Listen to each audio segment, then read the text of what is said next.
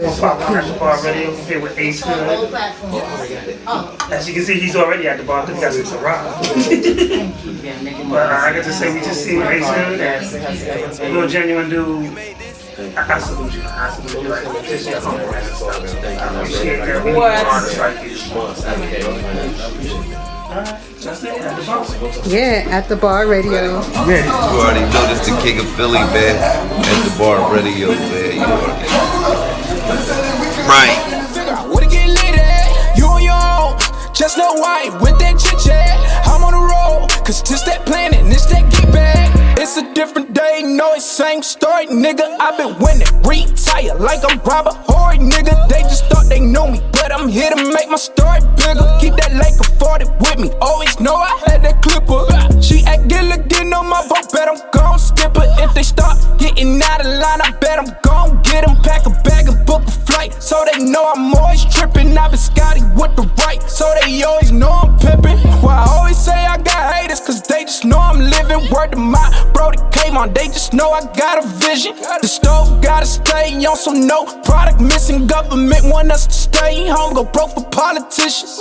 Had to carry that weight, never dealt with the opposition. My homie tryna beat the case when he had no pot to piss. I'm tryna cop a bird, but he caught up with all them pigeons. And I can never chase when ain't no love when you got them riches. I'm all alone, I been asking where your bitch at. She on the phone, tryna figure out where to get lit at. You on your own, just no white with that chit chat. I'm on the road, cause this that planning, this that get back. I'm all alone, I been asking where your bitch at. She on the phone, tryna figure out where to get lit at. You on your own, just no white with that chit chat. I'm on the road, cause this that planning, this that get back. Yeah. Alright. Hey, Tuna, you made this? I'm all alone, I been asking where your bitch at. She on the phone, tryna figure out where to get lit at. You on your own, just no white with that chit chat. I'm on the road, cause this that planning, this that get back. I'm all alone, I been asking where your bitch at. She on the phone, tryna figure out where to get lit at. You on your own, just no white with that chit chat. I'm on the road, cause this that planning, this that get back. It's a different day, no, it's same story, nigga. I've been winning, retire like I'm Robert Horry, nigga. They just thought they knew me, but I'm here to make my story bigger. Keep that Laker 40 with me, always know I had that clipper. She act good, looking on my boat, bet I'm gon' skip her. If they start getting out of line, I bet I'm gon' get them. Pack a bag and book a flight, so they know I'm always trippin'. I've been Scotty with the right, so they always know I'm pimpin'. Well, I always say I got haters, cause they just know I'm living. Word to my bro that came on, they just know I got a vision. The stove gotta stay on, so no product missing. Government want us to stay home, go broke for politicians. Had to carry that weight, never dealt with the opposition. My homie tryna beat the case when he had no pot to piss. I'm tryna cop a bird, but he caught up with all them pigeons. And I can never chase when ain't no love when you got them riches. I'm all alone, I been asking where your bitch at. She on the phone, tryna figure out where to get lit at. You on your own, just no white with that chit chat. I'm on the road, cause this that planning, this that get back. I'm all alone, I been asking where your bitch at. She on the phone, tryna figure out where to get lit at. You on your own, just no white with that chit chat. I'm on the road, cause this that planning, this that get back.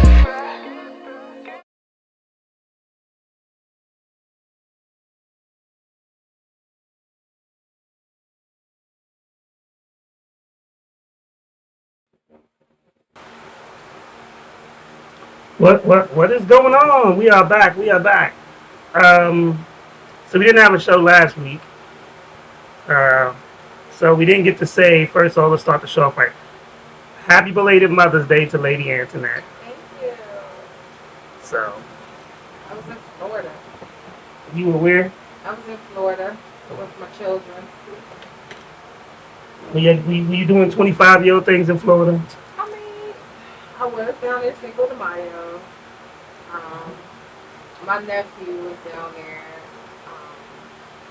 His wife with children. So I was being grown. I wasn't being extra young. I wasn't being extra. No comment, CP3.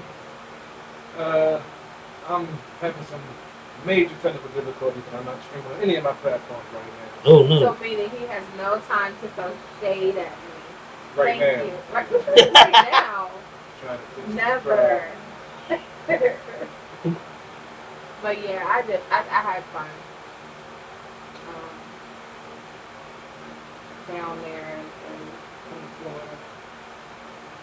Okay, that's good. It's cool. It's cool. Well, I'm gonna let CP3 get his stuff together real quick. Um, so I guess we do. You want to wait to talk about these mass shootings later in the show? Yeah, I said we do that later on. It's not out too heavy. Right. Because we have one that just happened like Like today. literally 8 minutes ago. Yeah. So we'll talk about that on the last hour of the show. But we do got some things to talk about. Right. Since we'll do this real quick. Since we weren't here last week, Kevin Samuels passed away. A lot of shade was thrown about his death. A lot of weird stuff was Yeah, not just shady, but some other things were a little weird. yeah. Yeah. About I that. just felt like the man passed. He passed. Whether you agree with him or disagree with him, people were like throwing parties about his death. Right. You know, I thought that was inappropriate. But Yeah, it was very insensitive. Um, and his mom found out on on social on media, social media. which is like, I can't imagine as a parent, you know, finding out that your child passed away, not just on social media, but then the fact that um, so many people were spewing hate about him. I'm going to be the first one to tell you, I was not a fan of his. I disagreed with his delivery. Um, I felt like there was a lot of hate in this man. However, I'm not going to wish death upon him. I'm not going to celebrate this man passed away because, let's be real, we all have family members that are less than likable. Um, and we still would be sad if they're gone. So that's still someone's, father, because he had a child as well. Someone's father, someone's son. You know, he was loved by many, and they're hurting. So I feel like that was wrong. But yeah, um, even uh, someone who has ties to the DC area, Jamal Bryant. Did you guys get a chance to see that? No, I The didn't. Reverend Jamal Bryant. He's in Atlanta now. He relocated, but he's like apparently said some really mean things. And Omarion Oh yeah, you stepped know up. what? I did hear something about that. Yeah, Omarion of all people, I didn't expect that. Omarion stepped up and was like, "Hey, that's disrespectful." Um, he was cursing when he was addressing the pastor, but nonetheless, Omarion definitely checked Jamal Bryant on that. So that's unfortunate. It is. I mean, I don't follow the dude. I know I've heard some of the things that he said that got people upset. But when you put stuff out there a certain way, people are going to be happy that you're no longer saying those offensive things because that's just human nature. To celebrate when some of the stuff that is going on. Hey, I mean, But each his own. too. But here's the thing: it's my philosophy. If you disagree with him, then don't follow him.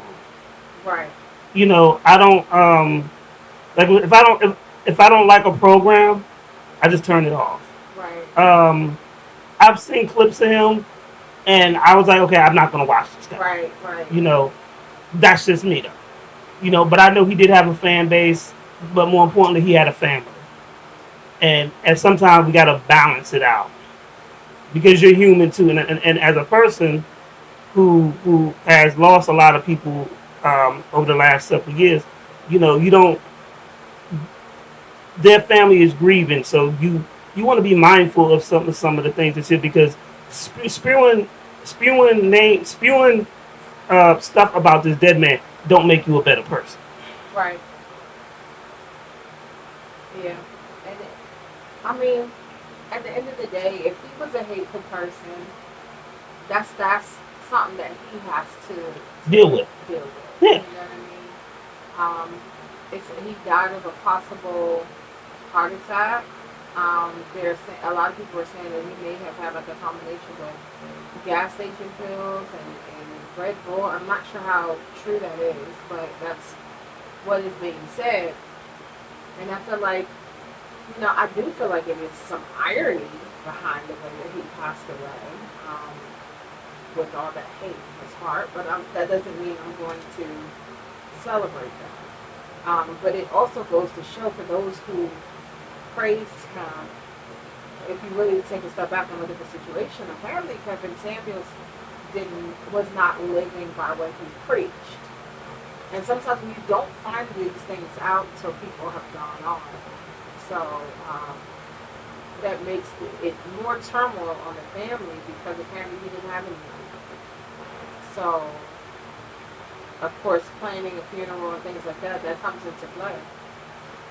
Now, I don't know who put it out, but apparently there is a GoFundMe for Kevin Samuels, but I don't know if his family is running it or not, because you got to be careful with those things. Yeah. But yeah, that's pretty sad. True it is. On a happier note, today is the birthday of my business partner, George from DMG, a diverse music group. That's wherever I have to do these shows and stuff like that. Good guy, more family than friend. So just want to wish him a happy birthday. Okay, happy birthday to you. I know a lot of May 15th birthdays. I feel like the beginning of May is like they're deep. Tourist season has a lot of people. I thought tourist season had a lot of bullshit. That was shady. But it is just a lot of people I know that are like the beginning of May. Not even in the April, the beginning of the May. I know so many people whose birthdays are in these first couple weeks of May. But I definitely send a shout out to everyone whose birthdays are. We should do that from time to time. Shout out birthdays, we can. Yeah. I mean, there's an important birthday coming up next month. Actually, there's two important birthdays. Ain't just one. Yeah, we should give a shout out to birthday months or the signs or something. And then in October we have National Steel Reserve Day. November. I'm sorry. National Steel Reserve Day. The way he looked though.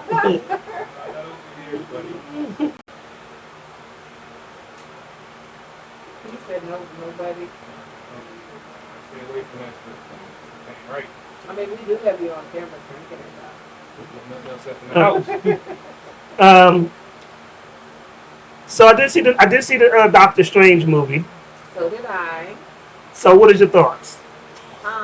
Well, my daughter leaned over to me and was like, "I think this is what an acid trip feels like." I was like, "Little girl," but it was a lot going on with it. If you're going to watch Doctor Strange to get answers to anything, you're going to be disappointed because it really opened up more questions. Well, so this movie was basically to set the next phases up. Right. So, And but people were trying to get answers to stuff, and I'm like, you're not going to get any answers here. technically speaking, this movie should have came out right after WandaVision ended. You're right. Based off of, but at the same time, the last Spider-Man comes into play because that was they wanted to use that as their introduction. So I feel like before going to see this, you do need to watch WandaVision. You do need to watch the last Spider-Man at the very least. Yeah, because the last Spider-Man bridges the gap with the WandaVision. Right. Yeah. And it's an introduction into everything that's going on, and why we may have some chaos or whatever. But yeah, I liked it. I enjoyed it. I enjoyed it. I enjoyed it. I want to see it. I want to see it in IMAX 3D, but it was too crowded. I wasn't going, so I just saw it regular. Yeah, it was. That was the first time in a very long time I went to the movies, and it was like packed. So I'm happy I went to the movie theater that I went to, where the aisles are very far apart. We don't have to deal with anyone. We went to the one of those ones where it's like the food and they bring it to you Yeah. and all that stuff. Well, I was down in Florida and I went to go see it, so. But I definitely enjoyed it. I did. And I don't want to give away any spoilers, but there were some really happy moments and there were some moments that made me really angry. I know it did for me. I mean, it's for one, if people aren't familiar with the character, the Scarlet Witch, and if you haven't watched WandaVision, you really don't know how It's powerful she it's going to is. take you by surprise if you haven't watched one. Yeah. Which, yeah, that. But I like one. I like her. So this is a difficult movie for me. Well, I think she plays the part really good, and Yeah, after watching the movie, it made me want to rewatch WandaVision. yeah. It definitely makes you want to go back. And they reference one. There were some quick cameos that I really enjoyed, but it was ruined quickly. They were really quick. Oh yeah, oh yeah. I was not happy about that. But whatever. But some of the stuff that she does in there is some of the stuff that came from the House of M storyline in the comic books, and then Avengers Disassembled Yeah. storyline. I love how they added that in. Um, you know, it was. I like the cameos. I wish they would have stayed around a little bit longer, but that's just a tease. Yeah, that's what I'm saying. Um, but it was good though. I mean, when you see her power like on that level, it was great. Mhm. You know. Yeah. And then we were introduced to um, a Latina superhero, Yes, American Chavez. America Chavez. So that was a big thing. She's so cute, by the way. Yes, I and just, it I like that diversity. I like how they still kept up the Wong is actually the source of Supreme because of the snap from 5 years ago. right, right. Um, Because yes, he became the Sorcerer Supreme yeah, when Doctor Strange left. yes. I like even how this is a very good continuation from um, the last Doctor Strange because they didn't just write off the love interest and stuff like that. So I thought it was that cool. Right, Um, I'm excited for Thor: Love and Thunder. That's gonna be good. yeah. Um, Well, I feel like they're not really giving us a lot on purpose, yes. like for the plot. Oh yeah. Um, And for those that don't know, Sam Raimi directed this movie. And he's the one that directed the Tobey Maguire Spider-Man. yeah,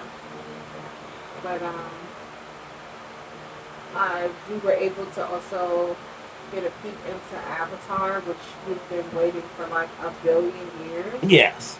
They look good though. And again, we're left in the dark about the plot. Um, with a lot of info on the plot. We left this in the dark on purpose. But it's a lot of things coming out that I'm eager to see, including Black Panther. So the And buzz on Friday was about Kendrick Lamar's album that dropped. yes, did you see the video? I did it because when by the time it I got to it, like YouTube had took it down and Wait,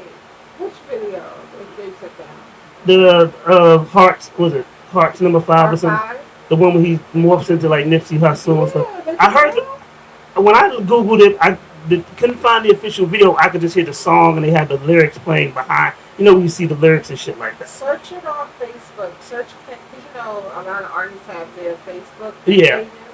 Search on his page. Um, but he kind of morphed into Kanye, Jussie Smollett, Will Smith, Nipsey, forgetting some OJ, and I'm missing something. Was it Kobe? It might have been. I don't know. Okay, but he morphed into different people based off of what he was referencing in the song. Um, and it was pretty deep. Did you at least hear the song? Yes. Okay. It was pretty deep. So I listened to the album, and we were talking about this off air before you got here. And the album's okay. It's not, to me, it's not like, oh my god, this is the best album in the world. Kendrick reminds me of Nas a little bit. Where, because I'm a Nas head, so when Nas drops an album, to me, it's a big deal. Where it may not be a big deal to somebody like CP3, who is more of a Jay-Z fan. And I think the album is good, but I think like people who really love Kendrick wanted this more. So it's a good album. It's, to me, it's not a classic album. Like Pimp the Butterfly was my shit.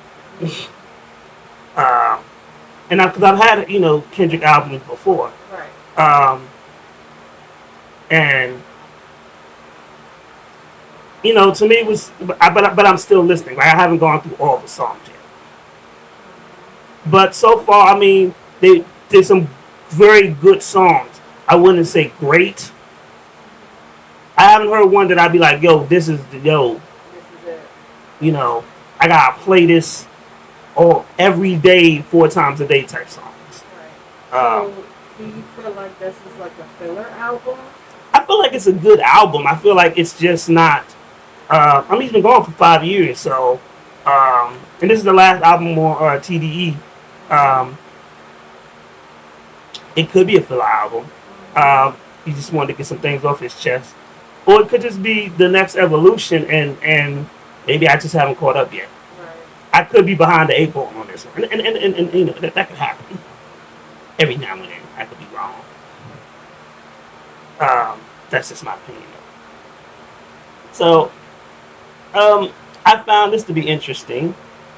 Married with Children is set to return as an animated series. I think that's stupid.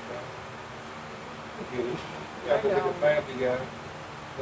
And it will feature all the original cast. So, with that said, why do we need to have it animated? Like, Well, they don't want to be on screen. no, we want to see Al Bundy. We want to see Peggy. We want to see Kelly. I know you do. I know you want to see Kelly. Yeah, they obviously, That's probably one of your first white girl crushes. I mean, she cute, so I can't blame you, but still. Yeah. She definitely would have got it. Will she still get it from you? Yeah. She's still cute though, so I'll give her that. So they didn't decide not to do live action because of her. I can tell you that much. Yeah, I mean, they ain't got to worry about putting all the hours on set. That might be something to do with, all the time we have to put in for a weekend show. They probably just say, fuck it, let's do the animated joint, do a voiceover and call it a day. Technically, I like what you said. It could compete with like a Family Guy show. Yeah, but I just don't. You feel they're touching sacred ground, Lady Angela. I can tell by the taste in your voice. Right, You feel like no. you feel like you messing with my childhood. Yep. Don't do it. Nope. Don't do it. You sound really, really disgusted. Because my thing is, you bringing it back, but we want a continuation and we want a live action. That's what we want. I want to see Marcy, But honestly, man, Steve. it's not gonna be the same. Because with this culture now, they can't get away what happened so we used to get You're away. right. You're Back absolutely in the correct. 90s. No So man. what they gonna do with The breastfeeding joint. we gonna do animated and hope that they can still do Put it it. on Adult Swim, I guess. Um, So they say It'll probably be on like Netflix or Hulu, like a streaming service to get that. streaming service, yeah, so then you already know what it is. So yeah, then they probably could get away with it.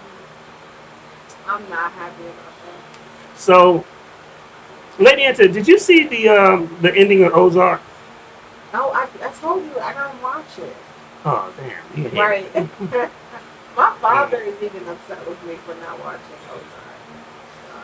I was very disappointed with the ending. I'm just gonna leave it at I've that. heard that.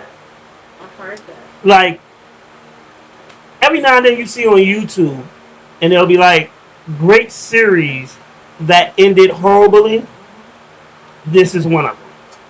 So, It's like they got to the last show, and it was just like, yeah, I don't know how to end but this I shit. feel there are a lot of shows like that, and of course, one show that a lot of people I didn't watch this either, but a lot of people were upset about was Game of Thrones. Yeah, And then now they're coming out with their prequel to Game of Thrones.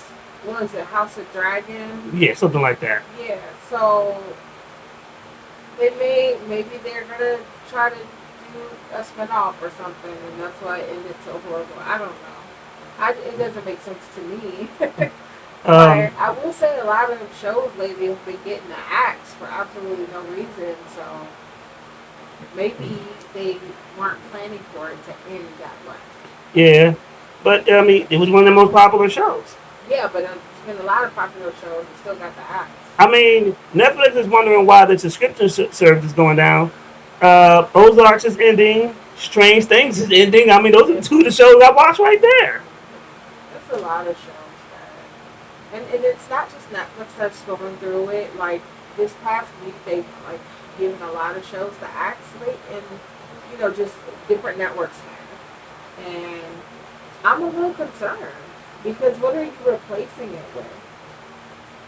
That's a There good are a question. lot of black shows that I felt like were doing pretty decent. We're trying to come out of a pandemic, Yeah, and people are not trying to be home sitting there and watching. So if you get 2.1 million viewers on a show, that's probably looked at as good. It should be looked at as really good, but they're not looking at it that way. I mean, okay. Now it's time to talk about the word of the week. Do you know what the word of the week is, Lady Internet? Nope. What's the word of the week? Rico. Yeah, everybody been googling that. Trying to find out what's the deal with that. Young Thug, Gunner, a whole bunch of their affiliates. Was it 26? Yeah, it's a lot. It's rather unfortunate. Let's just say. Like Rico racketeering. I think they got hit with a state Rico charge, not a fed Rico charge.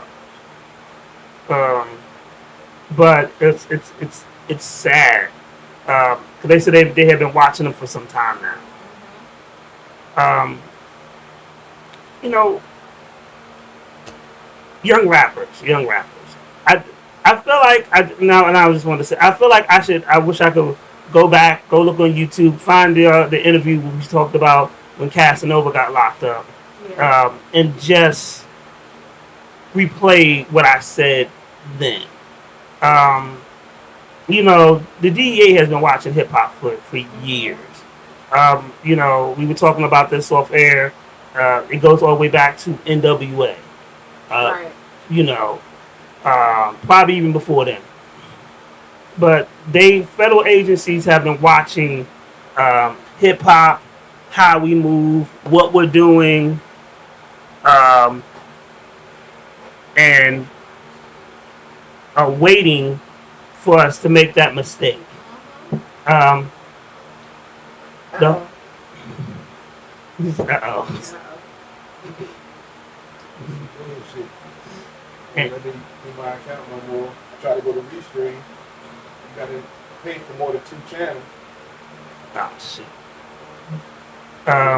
So because of that, he pouring that I'm frustrated, tequila. I'm pissed off, and I want to cuss everybody the fuck out right now. And you want to drink tequila? Oh, I Jesus. gotta figure out I'm gonna do bud for my show tomorrow. Let me go ahead and light some sage. Go ahead, like, keep talking. but to see how people are getting um, trapped in this constantly. The whole point of when you rap and you make stuff like this is to make it out the hood. Right. It's for you to do something with your life. To when you start making the legal money, you know, you have to walk away. And I was like, well, damn, you know, these people never heard of what happened to C Murder, No. and then CP3 brought up a point. He was like, they probably don't even know who C Murder is. That was me. They don't know who they are. They don't know who C Murder is.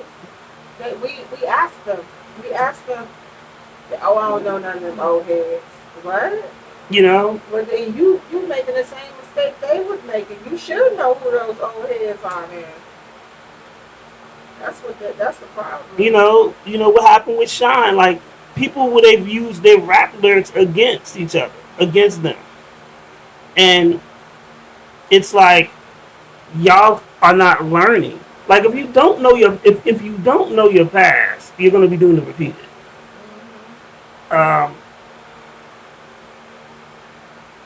And it just seems like Young Thug's been around, and then he actually spread the wealth, started his own record label crew, and now they're all indicted for RICO. And for those who don't know what RICO is, it's racketeer influenced corrupt organizations. So they're saying, and that, with that said, that sounds like a whole bunch of mumbo jumbo, but ultimately they're saying that you have some type of illegal organization or a street gang. That may not be the case sometimes, but they are quick to try to label someone with that. So if you knew this and you actually did your research on all different things, you'll understand that putting certain things in your song to make it seem like you're tough and things like that, that can come back on you. And then on top of that, you snitching on yourself and your people around you. That's kind of stupid, but when they say they do anything for clout, yeah, you snitching on yourself. I mean, they get lost in this social media age where They tell her. yes. We came up in a time where you don't say nothing. You do not open your mouth. But like some of these people, like they're getting. It's crazy to me. We were talking about it recently on how someone got arrested. Um, for doing something, and then they bragged about it. Um, Matter of fact, gosh, what was her name? She was a wife of someone in the industry. They were older couple. You know what I'm talking about? I'm trying to remember the story. She was the wife of a man who he's a record industry, like he's a legend. Oh, I feel so bad because I can't remember. But there was a robbery, and the wife was killed in the robbery. Okay, I know you're talking about the Black Godfather. Yes. And so the young man who shot her was literally on a jail phone. He's locked up in jail, and he's like, laughing at all the publicity around the case. He admitted to killing her and like laughing about it, and she was like, "That's not funny," and he's like on the jail phone saying these things. Well, no, they didn't use that um, on his case against him, but they played the recordings um, at his sentencing. Like, dude, you just shot yourself in the foot because you should know they record your conversations in jail. Like, you can't be that stupid. But people don't, for some reason, they're just thinking that they're untouchable or something. I don't know. I mean, you think about with the whole Pooh Shiesty case.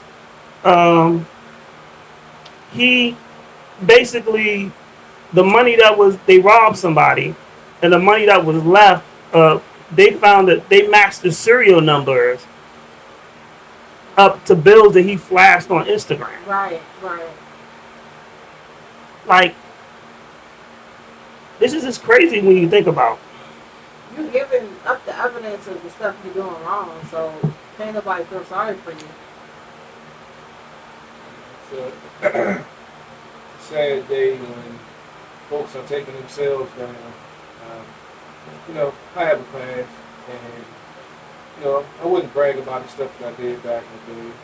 And honestly, you know, some of the fruits of my labor of those days, I don't have any pictures of anything. My bro actually sent me a couple of pictures from those times. I think that's the only way did be a few pictures of like my truck that I had or some of the cars that I had. There are no pictures around of that stuff because that was from some, you know, ill-gotten gain, so to speak.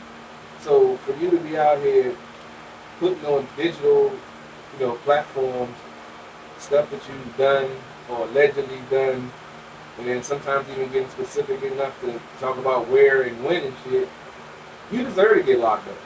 So I mean, if that's the way you feel your way to get, you know, cred and, you know, get somewhere in the rap game, you might want to rethink things, man, because like they said, they listen.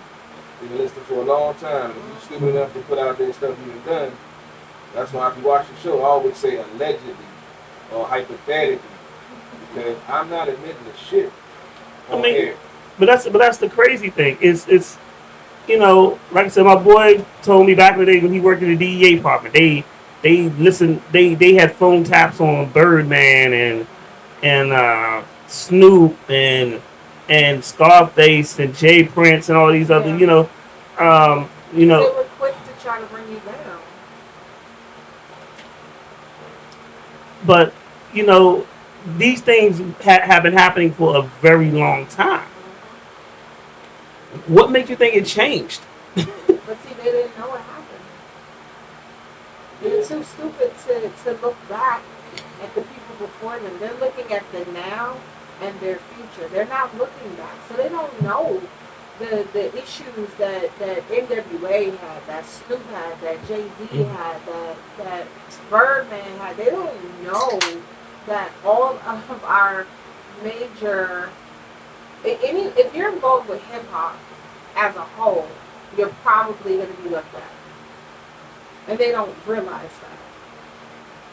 Because they don't go back to look. Like, you're targeted. They don't even know they're targeted. Because if they did, I hope that they wouldn't say the things that they would say. You can have a situation where a gentleman was rapping about a situation that he knew about, but he wasn't actually involved. That's what they call capping now, right? Yes. He made it seem like he was involved. So because he put this stuff in his lyrics, guess what happened? He got investigated. And he ended up having to snitch on the people that he got the information from. So now what? Now you a whole different type of target. Because you snitched on these people. Because you were lying in your lyrics. So, like, it's not a game. It really is. They treat it as it is. I need you to put the mic closer to you. Sorry, trying not to get frustrated. You fake whispering like you be doing. I'm up there setting up a new StreamYard account trying to get my damn page back running. It's bullshit. It's conspiracy. C-O-N-spiracy against the black man trying to stream. Wow. It's fucked up. A C-O-N conspiracy, damn it. It's some bullshit, Wallow. What? Did you just say Who's Wallow? Don't worry about it, man. Just go with it. Shit. What? I always fucking with shit. Just leave it alone. Wallow's not here today. I tell you that much. He always here. You just don't know. Oh. Trying to link shit over here. Leave me alone. Secretly, what advice would you give to young up and coming artists? Have some skill, first of all. Besides that, I mean, like I said, if you have to I mean, I ain't gonna say elaborate. A lot of rappers, dramatize, elaborate, whatever you want to call it. But yeah, you don't want to be that dude that's trying to get known and putting stuff out there and getting folks locked up. You ain't gonna last long in the game, let alone long in life, because they're gonna think you're a liability. So first thing you need to realize is what you can and can't talk about. If it involves illegal activities, don't talk about it. Or at least make up a fictional scenario that was close to the scenario you went through where they can't link it to you because of the crime scene you've done, motherfucker. Always make sure the GPS in your phone and in your car is somewhere else away from the crime scene. What positive advice can you give? Not criminal advice, sir. Yeah. Stay in school, don't be criminal. I don't know what to say about this. I think it's time for a video. Please. He already acting No one tequila for him, but he just.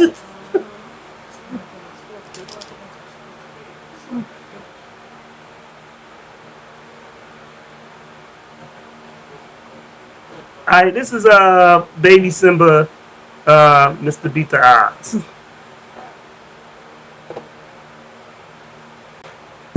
Damn, Matt.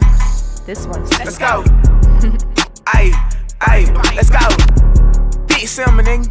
My turn. Ayy, ayy, let's go, let's go, let's go. Ayy, when I'm in the booth, I tell no lies. Don't point me to that beat because them guys ain't one of mine. You see that killer in my eyes. Tell that pussy come outside. Ayy, he was raised to run a high. Let's go, let's go, let's go. When I see my eyes, there's no talking, we gon' collide. Yeah, I fucked this being me tripping, fucked up his pride.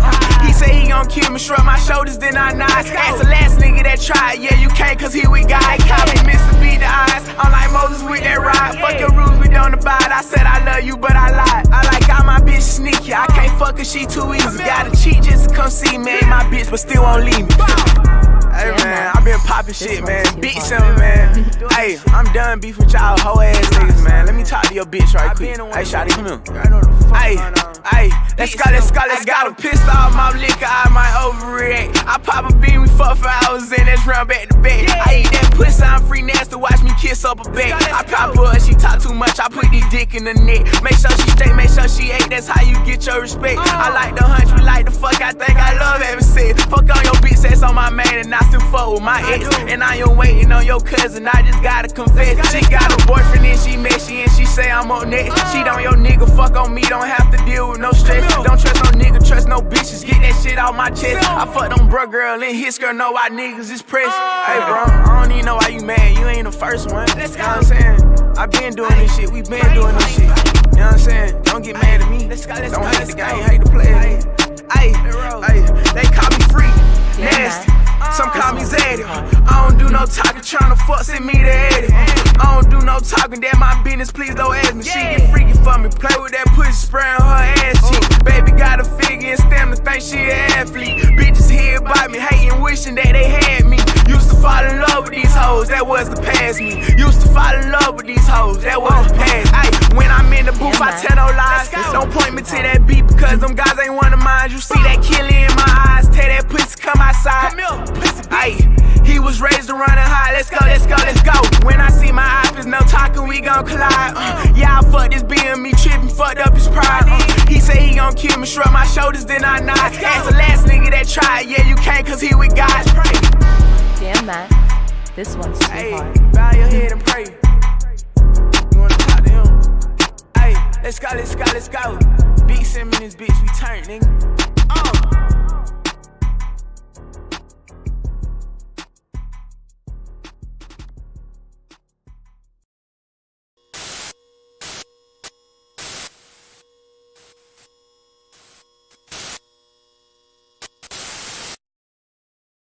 Come on, man. I got family, I got kids, everything. Everything's upstairs in the closet, dog. Just take it. Money. Money. I love that money. Lucas. Money, money, money, money. Money, money, money, money. Money,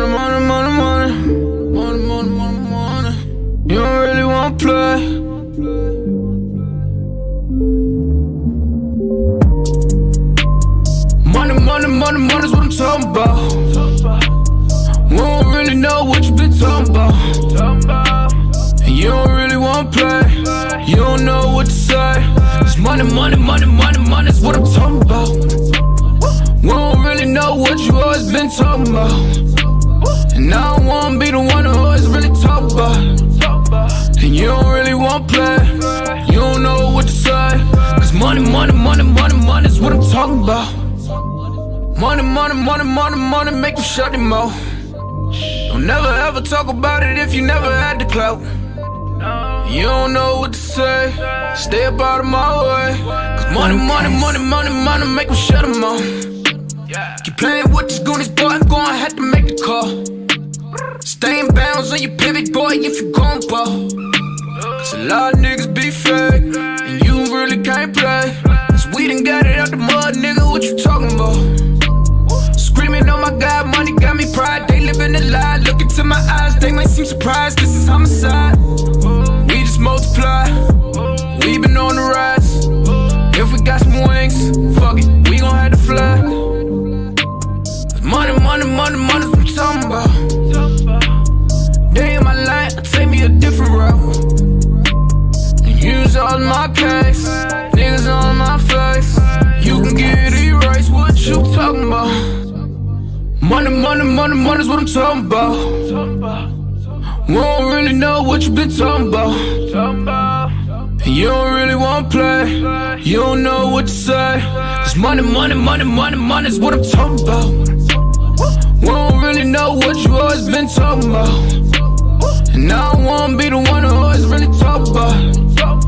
And you don't really wanna play. You don't know what to say. Cause money's what I'm talking about. You never crossing these borders. I'm whipping it up, Gordon Ramsay. I swear that I'm cooking these orders. You talk about me, you better just hope that you can just really afford it. I'm ballin', I'm winning. I'm feeling like Robert Horrid. Nigga, I'm scoring. I count in the morning. They talk about me, then I gotta ignore it. My bitches be foreign, so independent, my money be corporate. These rappers is boring. You hate me and I'm always gonna adore it. I'm smoking that soaring. She always go ahead and let me explore it. I call her my Dora. You can go and talk about me, I ain't flawless. I go put my all in. If a nigga talk about me, then I'm gone in. You know that I'm gone in. Jumpin', take trips, Pompeii. All day, always keep 3 stacks like Andre. I get it, man. And you can never, ever get rid of that. So watch what you say, and watch how you do. If you playing the game, then you play by the rules. Money's what I'm talking about. We don't really know what you been talking about. And you don't really wanna play. You don't know what to say. Cause money's what I'm talking about. We don't really know what you always been talking about. And I don't wanna be the one who always really talk about. And you don't really wanna play. You don't know what to say. Cause money's what I'm talking about.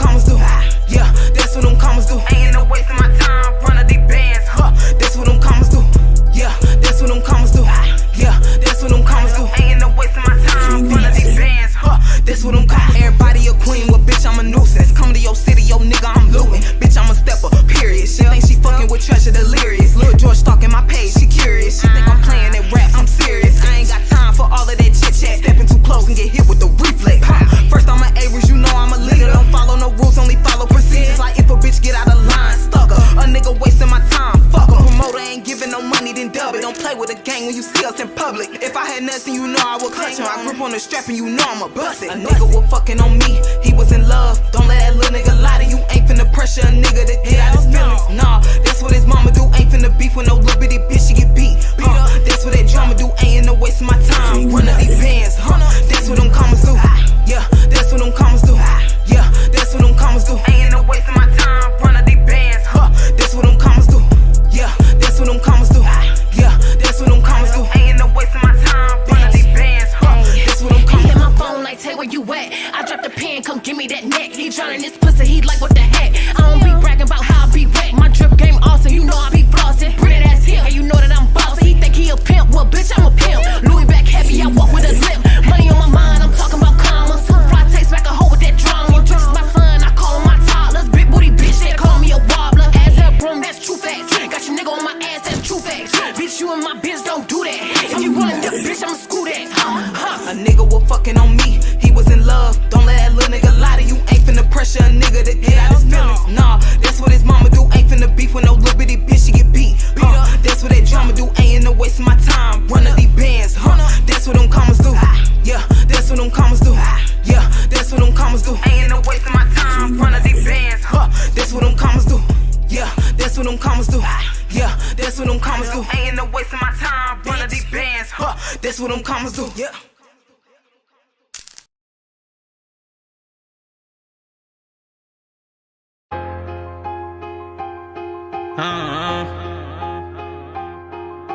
Bitch, you on a young nigga with some money. Some money.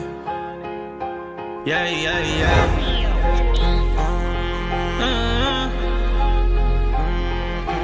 Hey, wavy boy. 50s and them hundreds.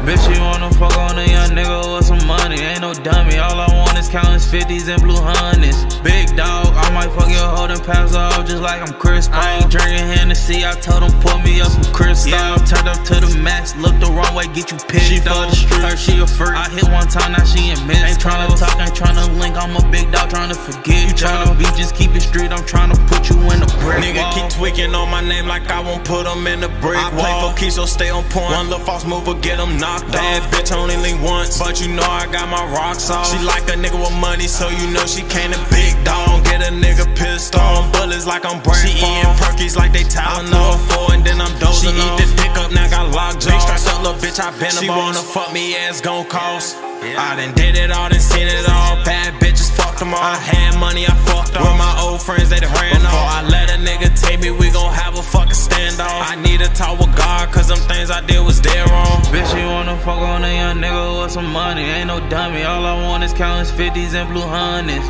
Big dog, I might fuck your hoe and pass her off just like I'm Chris Paul. I ain't drinking Hennessy, I told him pour me up some crystal. Yeah, I'm turned up to the max, look the wrong way, get you pissed. She for the street, her she a freak. I hit one time, now she in midst. Ain't tryna talk, ain't tryna link, I'm a big dog tryna forget. You tryna beat, just keep it street, I'm tryna put you in a brick wall.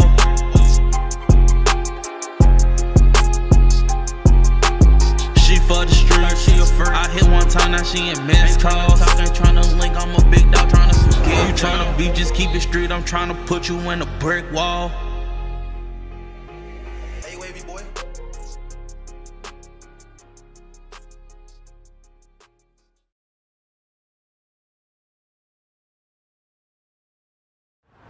In the past 6 days, there have been just as many shootings. 6 separate incidents of gun violence in the city, and 2 of them involved young. A boy walked into Carillion Roanoke Memorial Hospital, scattered when shots rang out downtown.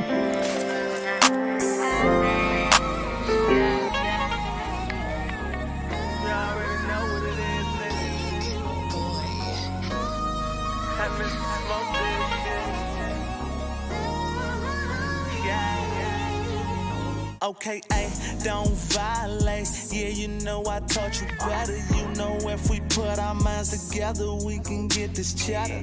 We gon' get whatever you desire. I ain't worried about these little pipsqueaks, they know I'm higher. I'm feeling like a giant. Shawty, she think I'm flyer. She digging my attire. Shawty, she look like Maya. She say her body's like, whoa, well shit, I'm trying to try it. After we finish in that back room smoking exotic, I ain't playing no games, I ain't got time to waste. If you down with the team, then let me hear you scream. Big paper chasers, we some bosses, you know what I mean. We like the Wu-Tang Clan, we all about the cream. You know I'm one of the best, you know my music mean. And when I make it, I'm a ball like I'm Mr. Clean. This stick here by my side and just peep the scene. I promise you gon' get higher than you been in your dreams. When we over here, we be smoking good.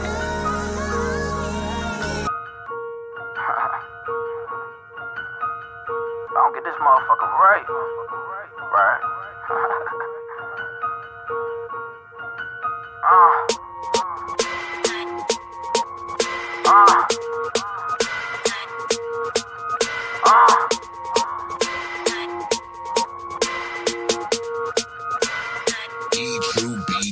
If you ain't a boss, switch your position. They hating me on the low.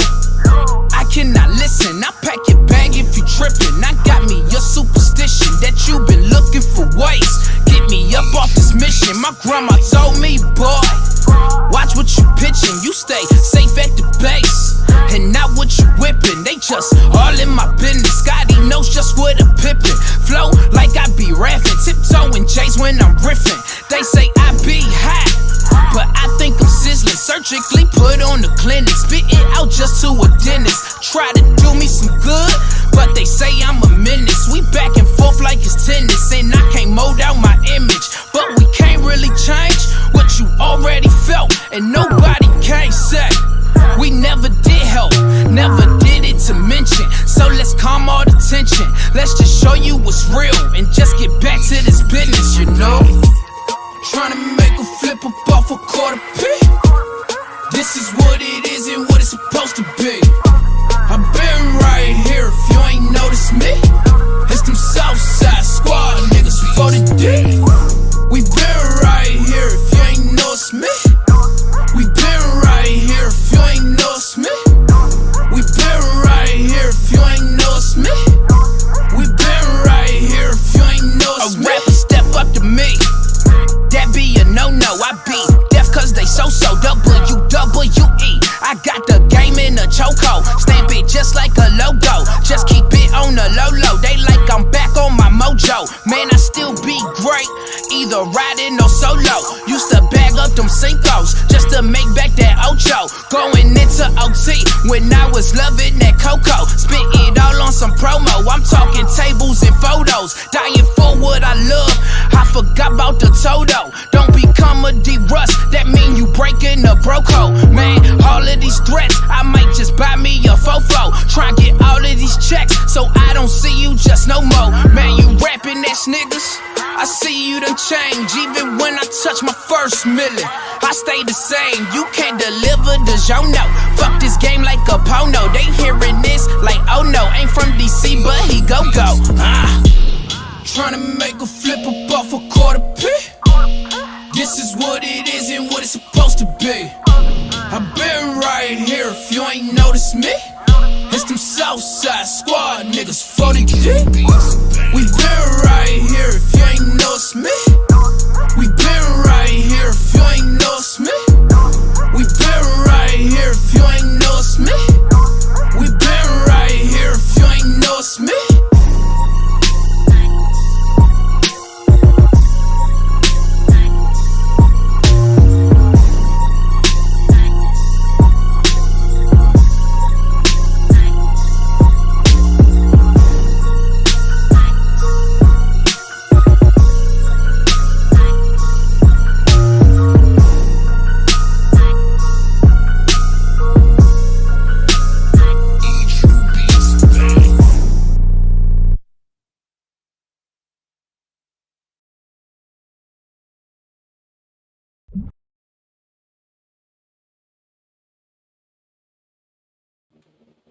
Yo. So we're back. Quick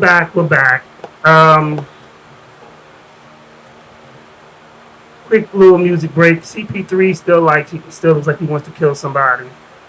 Yeah, I'm feeling a little frustrated and irritated right now. That's kind of how you always feel. It's just a time that a little bit. Yeah, it's a different level. Oh, okay. I guess you admitted it. I'm so proud of you. That's growth. I told you, bro, every day you struggle. Okay. You know what? That warms my heart when you say things like that. I still fucking motherfucker up. See, here we go. See? I'm just saying. Right there. Because, man, when you try to be a better man, people take your kindness for weakness sometimes. Sometimes you got to backhand a motherfucker, let them know. You really got anger issues, dude. It's been a rough year so far. I know. Okay, so we do have a guest in the building. Indeed. And I was just working with her yesterday. We was working on her video. We're going to play her song today. But we're working on the video for it. I was out kind of late. And, you know, I'm surprised I didn't kill nobody at work today. So it was a good day. you channeling CP3 vibes. It happens, man. If you work with the type of people I work with every day, I'm so honest with my staff. I look at them and I say, the reason why I drink a lot is because of y'all. Oh, that's nice. Every day I come home that's like, really yes. Real shit. Y'all make me want to pop a bottle. Of course you would co-sign that. These people have almost made me contemplate on smoking weed to release some of the stress, and I'm a non-smoker. That's how bad my staff does it.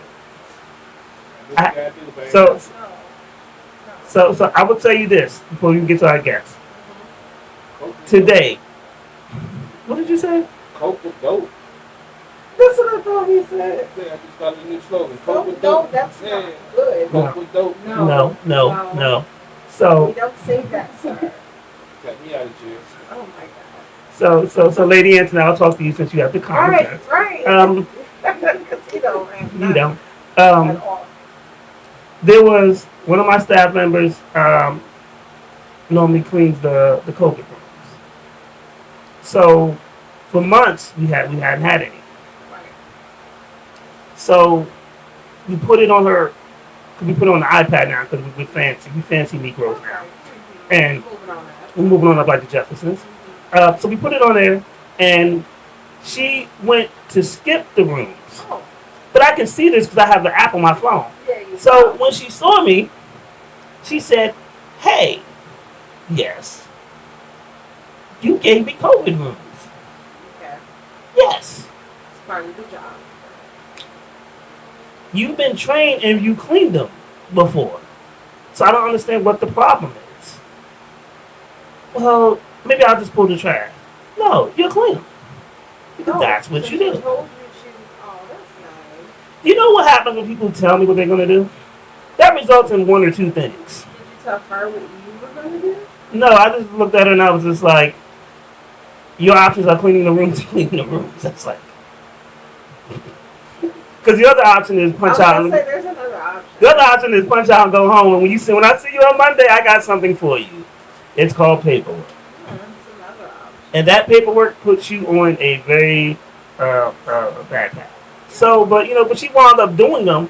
But I'm just like, I'm looking like, did I miss an alert? Let me check my Apple Watch on my iPhone. Did someone text me to tell me that the pandemic stopped? You didn't realize that you missed it. Apparently, she felt like there was no more COVID. Yeah, I know. I'll just pull the trash. That's why we're all walking around with surgeon masks on and no doctor's degrees. So indoors. Yes. It's not like allergies. Yeah. But it was. I just looked at her like, for real. This. You really. I can. Well, I can say the next time you say this, it's gonna be. Because I've said that before. Told people. It's gonna be punch out and go home. I'm glad that that's not considered insensitive. They tell me. I said bless your heart. They tell me all the time I'm insensitive. Well, I'm not. I can't be it. My boss got mad at me one day because the lady said something to me, and I was like, well, if you're looking for compassion and understanding, take your ass to church, because I have none. See, and that's when I get reports. You see what I'm saying? I get reports for stuff like that. You told me I had no comparison. You don't. I mean, I do now. I have a little bit now, but like in my past, I actually had an ex-girlfriend ask me. Oh, here you go with the victim shit again. She asked Your me, I know what ex-girlfriend did compassion this was. to you and made you this. Man, I've lived a rough life, man. I've been an abused spouse, man. Wait, yes. you were an abused spouse? I was an abused spouse, man. Really? When were you married? I was in a relationship. We were living together. We weren't legally married. No. You said you were an abused spouse. That would imply that you were married. You were living How? Almost that's 2 years, that's 6 not months. married. Wait a minute. That is not married. In some states, considered You're common law lying married. on here. You're lying on this here on Beyonce. How is the resident thug? How is the resident thug within an abuse? He wasn't even a spouse. Lord like knows Johnny he Depp, wasn't man. abused. She ain't taking shit. Oh, She ain't taking shit in the bed or nothing. But I'm saying though. Johnny Depp got his finger cut off by this chick. She wasn't that crazy. Okay, so why I are was you still comparing abused. yourself? I was still abused. You were not. I was verbally abused. Can you say her name? No, I'm not. You can't say her name? No, I am You not. weren't can't a say the spouse, name? so you already, your credibility is gone, sir. You weren't even a Any spouse. dude lives with a woman for 2 years, you consider yourself married. I don't No, give a fuck you who do not. Shit, actually do. Until you say I do. Actually do. Look, you can 2 walk years away. together.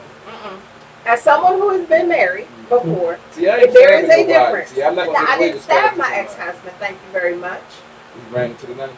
No. Oh. That was that. See, look at you. You was dead wrong. You all I got wrong. them all mixed up. Yes, you do. I did not physically harm my ex-husband. Okay. You did mentally? I did not do such thing. But as someone who has been in a relationship which just lived in, you live together, and then you've been married, there is a big difference. Because if you just live with someone, you can walk away and not turn back. It's okay. I mean, he was a victim. Are That's you one of the married? first things of the person that's abused, they don't know how to get away from the abuse. Okay, well, once you get away, trust and believe, there's a difference. I know I'm good. I broke away. I'm good now. Okay, but you were not married. Okay. You are Imagine really being an abused spouse, and you still have to go through court and see this person every day. I was pretty much. You were really hamming it I was up. picking up a kid from school every day, dropping them off. You weren't married. You weren't I was married. doing the You were husband not legally. responsibilities. You were not without legally tied to this woman. Okay, victim. I mean, gunman number 2, victim number 2, which was Victim number 1. Victim number 1, gunman number For the 2. single dudes dealing with crazy women that don't get the credit we deserve for dealing with them crazy. Anyway, can we get to our guests? All right.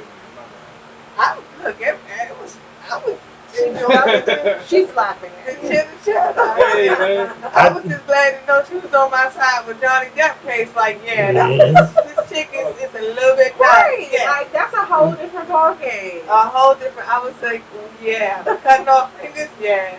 This chick was extra crazy. I know you ain't deal with her. Nah, yeah. Exactly. Gotta get off of me. Yeah. So don't you dare try But to you can be compare yourself. verbally abused also. Doesn't always have to be physical. Let me tell you something. The True. things that you say to people. That's true, though. That's true. The things that you say to people, I know that you was not verbally abused. I only had to say those in retaliation. So let me introduce our guest. Yes, because this after CP3's And CP3 introduced himself. I'm always me. We have Melissa V Neal. All right. Beautiful songstress. Has a great song, great personality. We worked on her video shoot yesterday. So we got to talk about the elephant. Well, it's not elephant. We got to talk about the ratchetness that we experienced yesterday. Oh. Because I'm petty. Oh, okay. So we was at my cousin's restaurant, and the first time we went. She said, "Oh, she having flashbacks over there." The first time we went, the young lady was pleasant. But the first time, granted, I introduced myself as, "Hey, Chef Rock's my cousin." Okay. And this time, I saw him, knocked on the window. We went in, ordered some food. The atmosphere was a little bit different. We're in Arlington, and she's playing trap music. Oh, okay. Yeah. And if you see the restaurant, you know that's not the vibe of this restaurant. And this is A why lot it's of hard. places in Arlington do not. But this is why it's hard to give young black people chances because you give them freedom to do stuff, and they take disadvantage of it. So she took our order and went to the back. And disappeared. Yes. So people came in to order because it's a popular place. Right.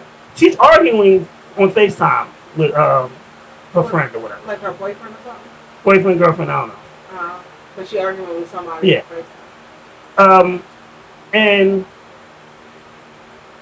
we tell the people, hey, just scan the menu. So Melissa's really nice. She's like, hey, just scan the menu, scan the barcode. It's even faster than she took your order, which is true. So they scanned, they got their food. Another lady, Caucasian persuasion, come in. She's looking for her order. She sees it, she picks it up, she ordered a soda. There's no one there to get the soda, so she just took the soda. Oh, okay. That's Right, it's like 20 minutes has passed and the other, customers are just looking like, and I'm kind of going into, I work here, so I'm like, I'm gonna do a shoot, so I'm like, hey, yeah, scan that, because I'm looking like, where is she? Yeah. So, and once again, when we go to the camera, I can see her. So like, she's sitting down talking. Now, back in the days, I probably would have just walked up to her and been like, yo, you stupid or something? But I text my cousin, boom, boom, boom. He's busy cooking all these orders. When she finally comes out, we start shooting the video. Ringling Brothers and Baldy Circus? I love clowns. Because this is what she is. She's a clown. This is what she's doing. So all of a sudden now, keep in mind, she had been gone for 20 minutes. Right. But now all of a sudden we start shooting the video. She clean, clean, clean, clean, clean, clean, clean, clean. And I see her. And I know what she's doing. Now she's trying to make noise so we can leave. At no point, I really want to tell her, but I was like, no, I'm going to wait. Because I want to see her face when she walks all the way to the back to tell the person to try to make us leave for him to walk out and to say the magic words. Oh, that's just my cousin. So, keep in mind, she had, even when we came. Let me tell you, she was angry because of whoever she was arguing with. Yeah. Right, That's she already was mad. She's already was mad. Keep in mind, totally different energy from the first time we came in. So, she didn't even greet us when we came in. Just got up. Didn't even attempt to turn the music off. Walked over there like when she took the order, like we were bothering her from doing nothing. Didn't even stop her phone call. So she can't. Chef Rock comes out and he's just like, oh, that's my cousin. Right. And so as we do our stuff and Melissa's going to change, now she wants to be a chatty catty. It's all right. Oh, because I said, look, I'm going to hurry to change. I got one more thing to do. And she's like, oh, no, and just take your time. Because now that I know. And I'm looking like, now that I know. I was just like, that's why you have to be nice regardless of you knowing. Because when you didn't know, you were like, because it was my husband's first time coming. And I was so excited about them getting the chicken sandwich. And we trying to figure out the sandwiches. She's like, they all right there. Oh. I was like, okay. So. Yeah. And here's the truth. They're not all right there. If you scan the barcode, there's stuff that's not on that menu. Because when I go, I get the chicken and waffles. That's not on the menu. But when you scan, you get the full menu. And that's what she should have said. This was his first time being there. We're excited telling him how good the chicken sandwich is. And then but you're not giving him the level of customer service that we had when we got it. And Chef Rock came out. He did his thing. He met him. He complimented the chicken sandwich. They had a great talk. These are foodies, so they had a great conversation. However, if we talk about the one sour note in the room, it had to be her. Yep. That can ruin a perfectly good experience. Right. Now, the whole day we had fun. Because had y'all not been there, those customers that came in, right, then what? Right. Yeah. And what's funny is we actually had a whole conversation about it this morning, and I was just like, I wonder is he aware because his personality is the total opposite. Like, Right. yeah, I'm the chef, but I want to be with like this is the like he's coming out bringing the orders. He's helpful, and it's like how many customers did she actually tick off having that personality and so Right. standoffish like whatever. Right. And the customers that were waiting were kind of like, well, we love this food so much, but they looking around like, what's good? What's going on? Like, is anybody here? And my thing was the audacity. You stayed in the back for 20 minutes. Rakeem didn't say anything. He didn't like call us and like, he didn't say nothing. We see her in the corner doing something. We just eating mind our business. And then you see him pick up the camera and start, and you're like, I'm gonna tell him now. And it's like you really took 40. We was in there for a while, and It's in there 40 something minutes. Yeah. It was just a mess. And that will call somebody to never go back. Never go back. Never just because and that put bad one reviews out there. The whole customer service was just like, Now, granted, once again, his customer service, he came out. But that's not the first person they see. Yeah. Yeah, unfortunately. And You you have know. to be very careful. Now, The first person you see. Now, and I always tell people they got the one time. She fucked up that one time. So the next time you do something like that, yo, and I see you in the back, I'll be like, yo, you need to come. You got customers here. Yep. And then when you get bucked, I'll be like, let me talk to your manager. I'll be like, yo, cuz, this is she ain't it. This girl. And of course, right? He was like, but listen, you good because I was just like, whatever, like see you next time, whatever. He was like, so we got out the store. This is like I can just be wrong, right? Yeah. And we got him, so he's like, man, fuck her. He's like, oh, did some OC, man, whatever. You give her that same energy that she gave you when you came in the door. Give her that same energy. Exactly. I understood because it's like then once you realize who we were, then all of a sudden you changed. Yeah. So when we was having this conversation this morning, I was talking about how people treat you based on what they think you are. And I was talking about different experiences in the city with black businesses. And I love to go to different smoothie places.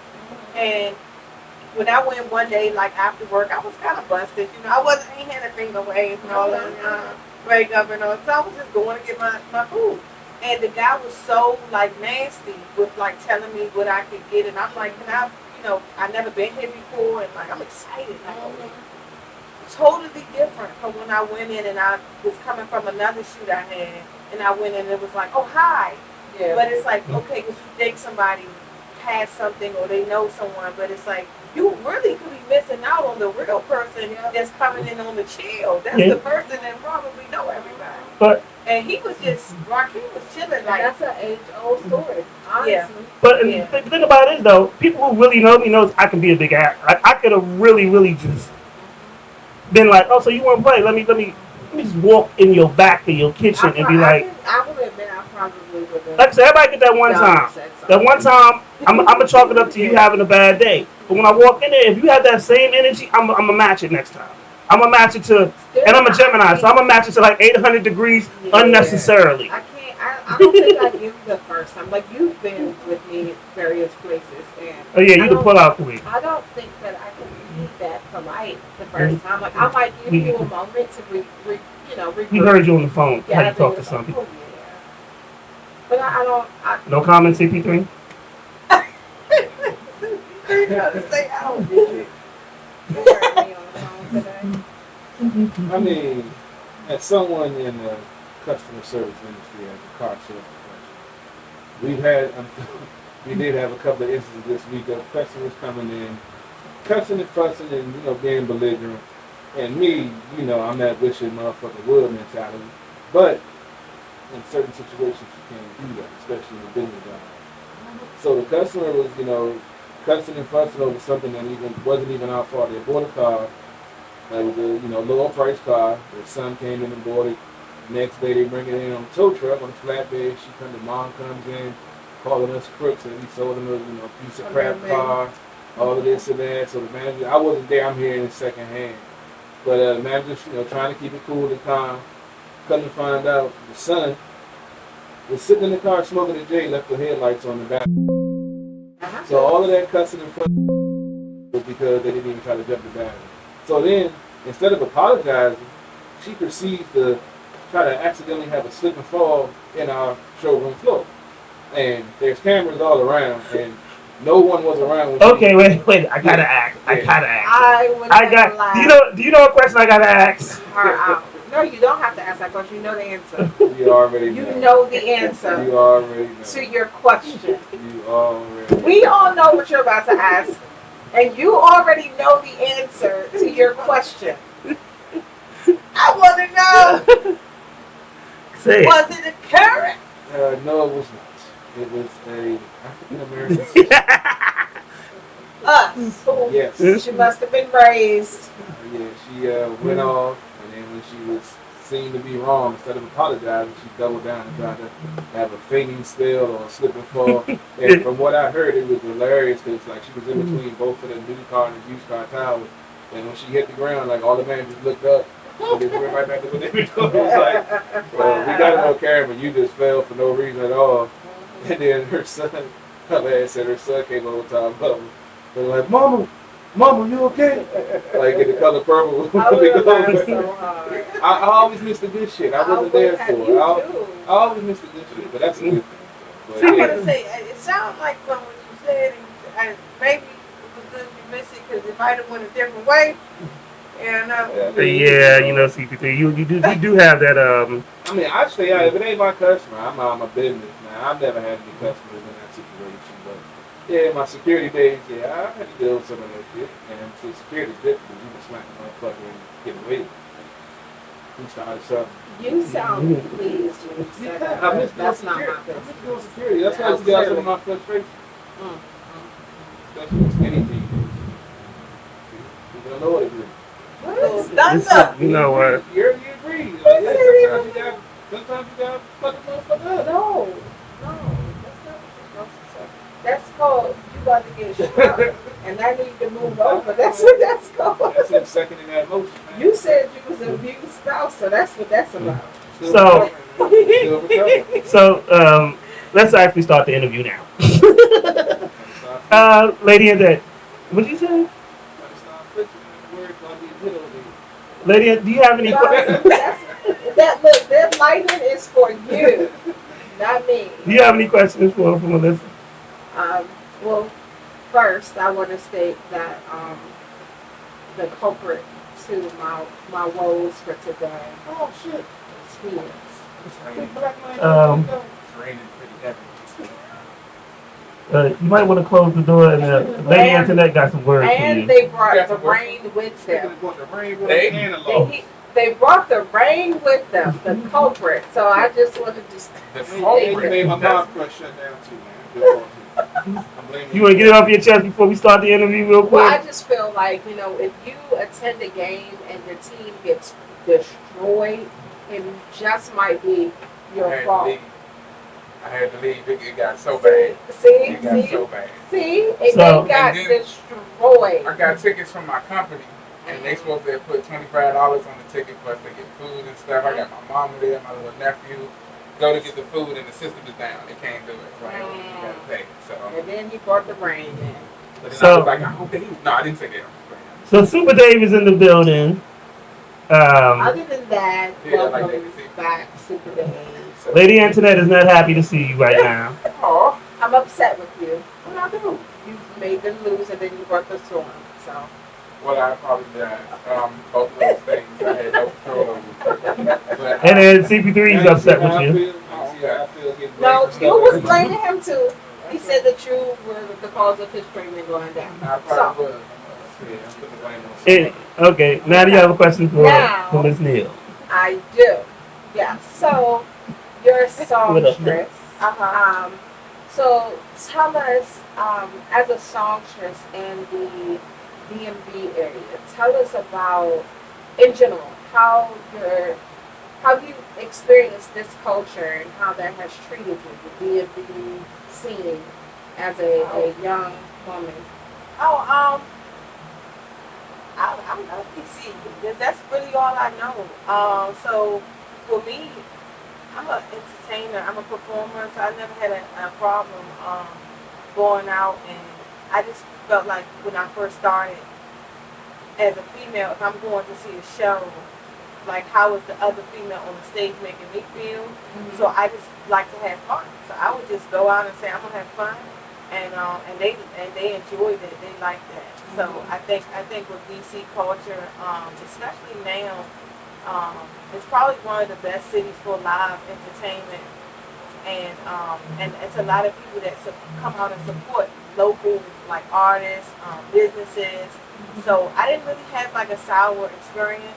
And then maybe at the beginning I had a little band stuff like at the beginning, and I had to tell my management at the time like I don't care about being the best band. Right. I just want to be the best me. Now at that time, if people feel like, oh, she's got the best band, I was just like, and I kept saying to them, the different musicians, that we're all friends. I was like, we're a city, so we actually should be together, right? And use this energy when you go somewhere else. But here we should be like, they dope, you dope, this person. So that's how my energy has always been. Just like, okay, it don't matter if I'm closing the show or not. I'm still gonna be like, dang, I take something from everybody. Like, okay, I really like what this person did this. So far, so good. I haven't had any too many bad experiences, and if I was nervous or if somebody was looking at me weird, by the time I was done with them, like, come on, and only one show was in Water. Wakanda. That was probably the worst show I ever had as far as crowd participation. I never had that happen before, and the women didn't want to get up. And when I did the go, like, put your one leg up, I was like, they gonna sit down and put their leg. I was like, this is not. That's a different culture. I see. I did. That was like, I did two things I wanted. One time with the Swiss band, and I guess they had their following come, so it was different. But the other one, I was just like, yeah. So I didn't know, but they still was enjoying it. But I was like, I was missing the DC culture, which is like, get up, let's go, like we're dancing, we're family, you know. Yeah. So yeah. Well, that's good because not all artists in this area experience that. So, yeah, that's good.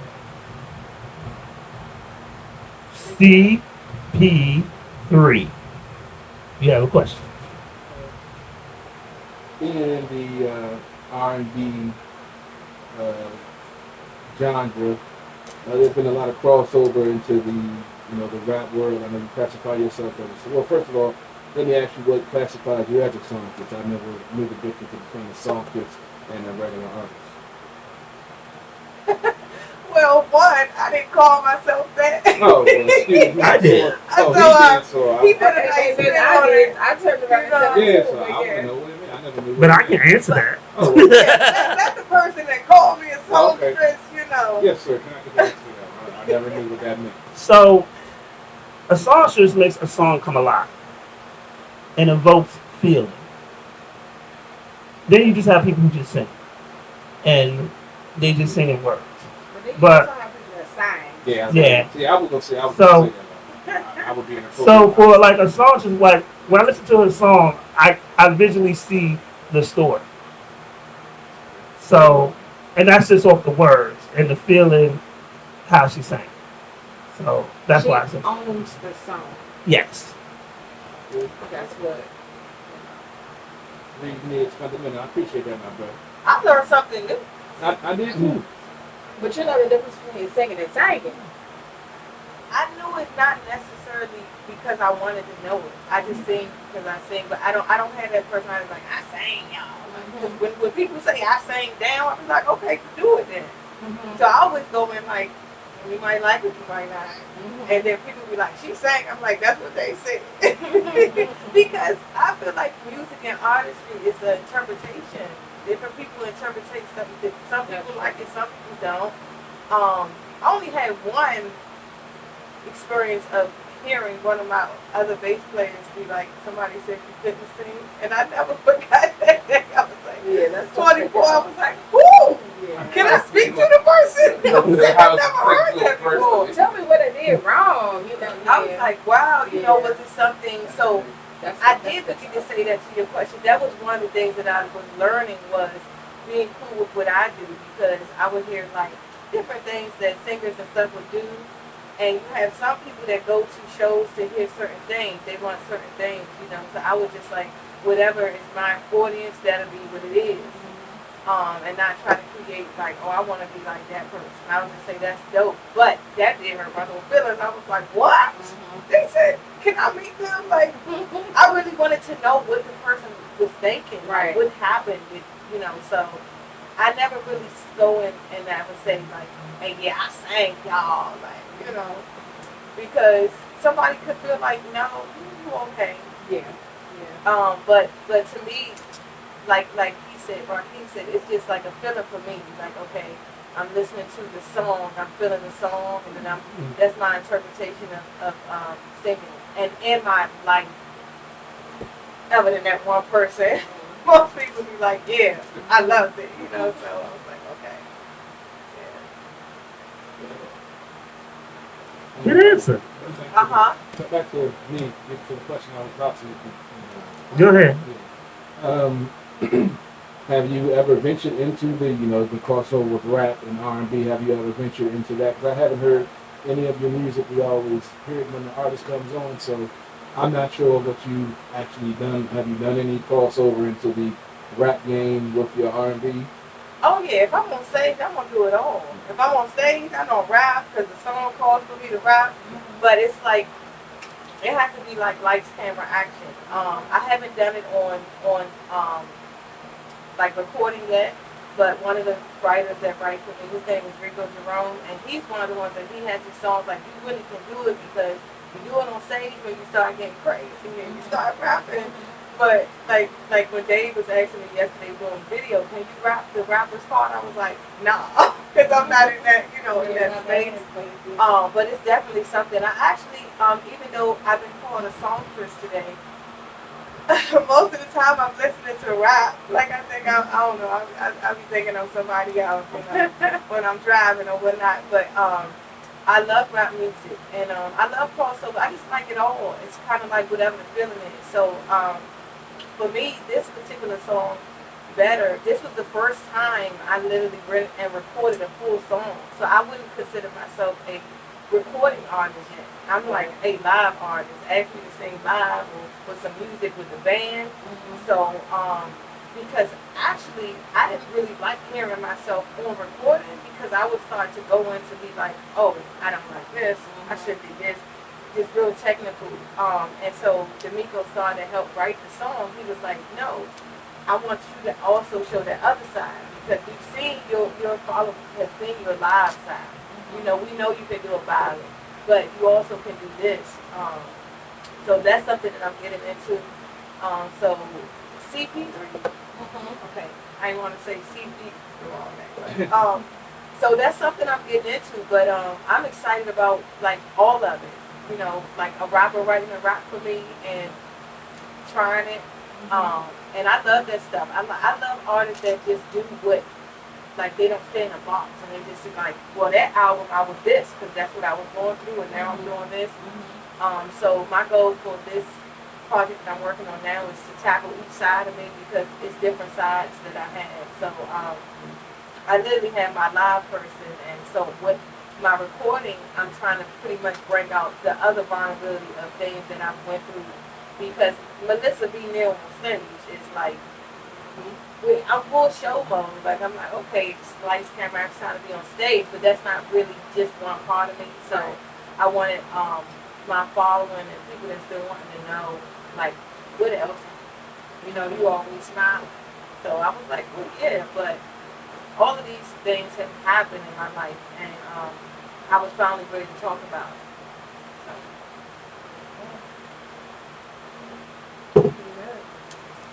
Is it my turn? Yes, it's your turn. Oh my God, I feel so happy. Nah. It's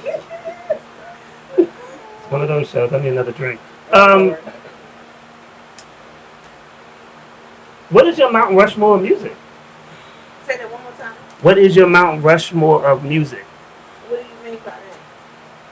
Who's your top 5, dead or alive? Right. Man, I'm tired of people asking me this question. No, I'm not tired, but it's too hard for me to answer that question. I know. But I'm going to try today. Okay. Because last time Dave asked me that question, I was like, hey. You trying to prepare you for this? Hey, top 5 dead or alive? Man, definitely Prince. Mm-hmm. Are you sure? Because, you know, are you sure? Are you sure? I know I messed up 1999 yesterday. I said 1989. I said the year I was born. Okay. All right, Prince. Yeah. Girl, I messed up. But Man, this was the thing with Prince. The look on D's face yesterday. This, like, how did you forget that? I was like, hey. So you was in trouble. That was right. Yeah. He was like, what? No. But honestly, you guys, I didn't get into Prince until adulthood. Okay? Because growing up, and Michael Jackson is one of mine, but growing up, I didn't really, my mom talked about him, but I didn't really know. But when I first started discovering, I was like, this is insane. So I just loved his performance because I like performers. So that was just amazing. I already said Michael Jackson.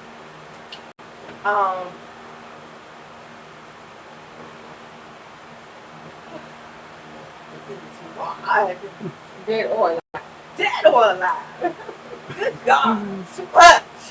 Oh, you could have said dead alive. Okay. That made it. Is that what you need to do? Yes. Well, no. Chaka Khan, probably. I feel like because I felt that you were gonna say that next. Yeah, because like her music, I just connect with it. Her show, like just everything about her whole look. I was like, oh, I love her. And she's a performer. Let's see, who's here now? Who's here now? What you say, D? There's 3? Yeah, keep listening to him. Is it the ones you always say? Is it the ones? Counting down for you. Is it the ones? And see, on a music level, like I love Brandy, and I love Jasmine Sullivan, like studio. It's insane. Yeah. I mean, but I would have threw B in there because I absolutely love Beyonce. She's a performer. She's like, you know, so that's why I have 2 parts because I have my people that's like performing because James Brown is one of them. Like, I want to really do. I'm going to do it, y'all, because I already can do the split in him. I just need to figure out how to do it with the mic and. I want to do that. I want to do the whole shebang like a show. Yes. Yeah. That was amazing. Like amazing. So I feel like when you're out there, just the thing of thinking that people are coming to see you, that's just so much to be thankful for. So I look at it like I'm gonna get them a show because they're coming. So it's the thing of realizing that nobody gotta come out and see you. Is she the first person to sing James Brown right here? Yes. And honestly, I've never heard anyone else say Beyonce either. Really? Well, but we have a lot of hip hop artists. Okay, and I got hip hop people I like too. I mean, but he was asking about R&B, so. Yeah. I mean, R&B. you can't be rapping no gangster shit talking about Beyonce is one of my favorite artists. I'm gonna look at you for it.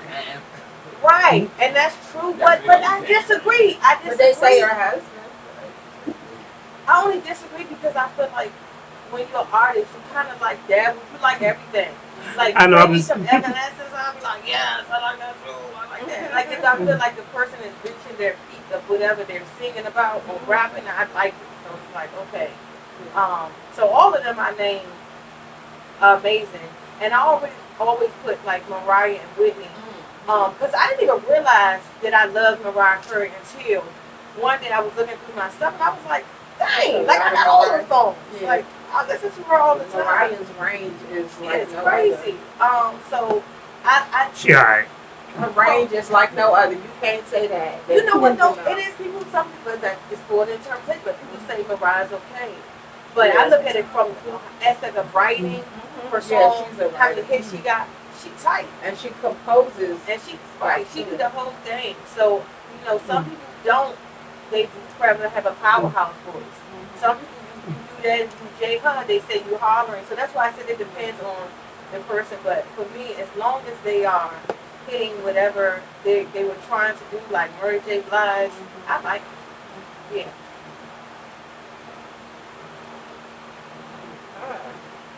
All right, Lady Antoinette, what you got? What you got? So,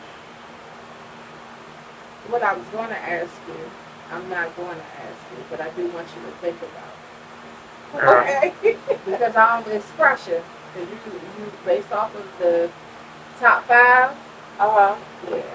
So I wanted to ask you, but I'm not going to push you to answer this question. I got a different one for you. What I wanted to ask you was, is there any particular artist or group that had like a major influence on you and how you perform?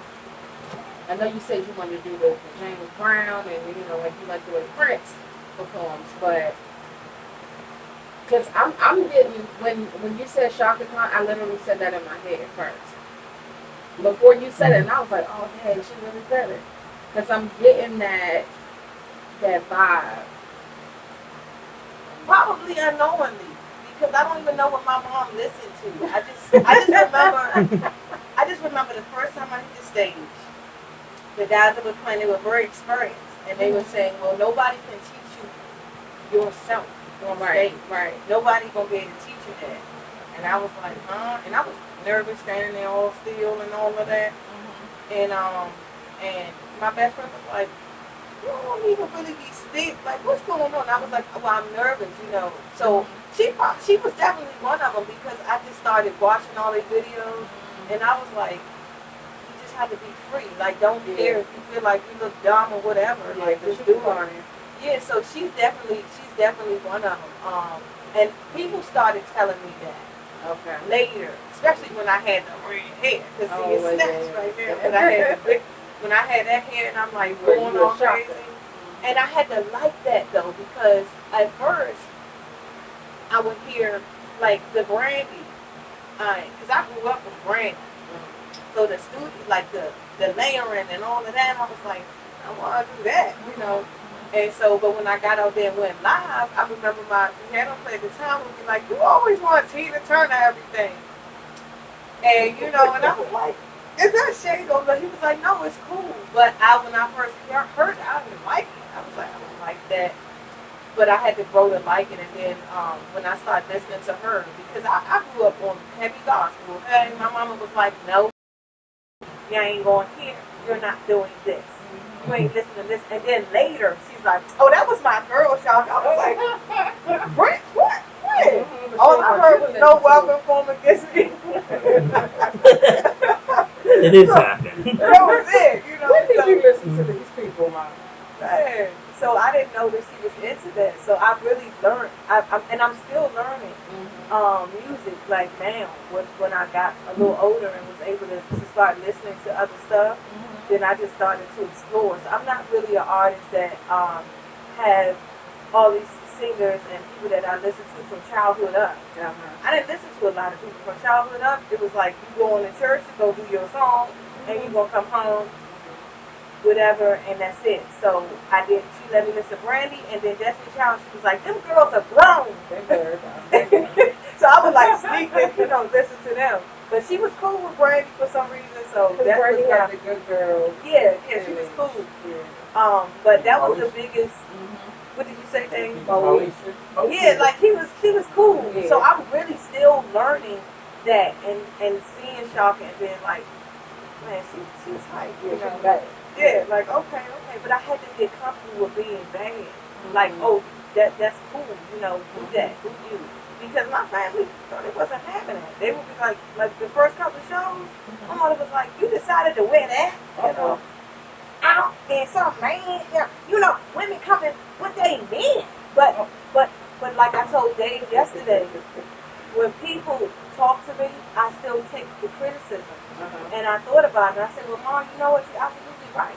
I should wear something more so a female would think it's cute.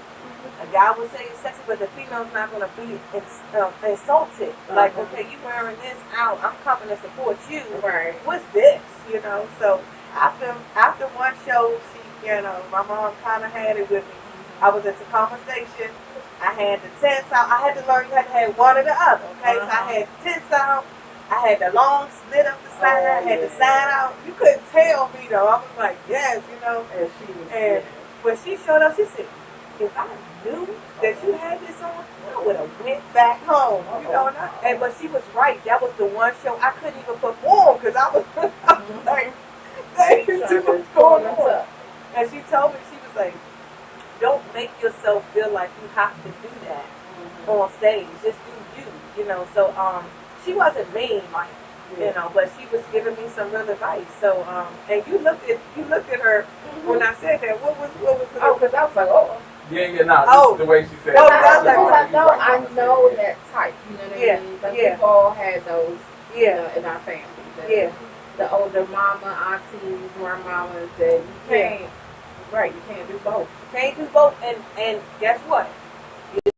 So I was gonna tell Raheem that I am Melissa V Neal my stage, but I'm Melissa V Wissy now. And the thing is, I don't be trying to, you know what I'm saying?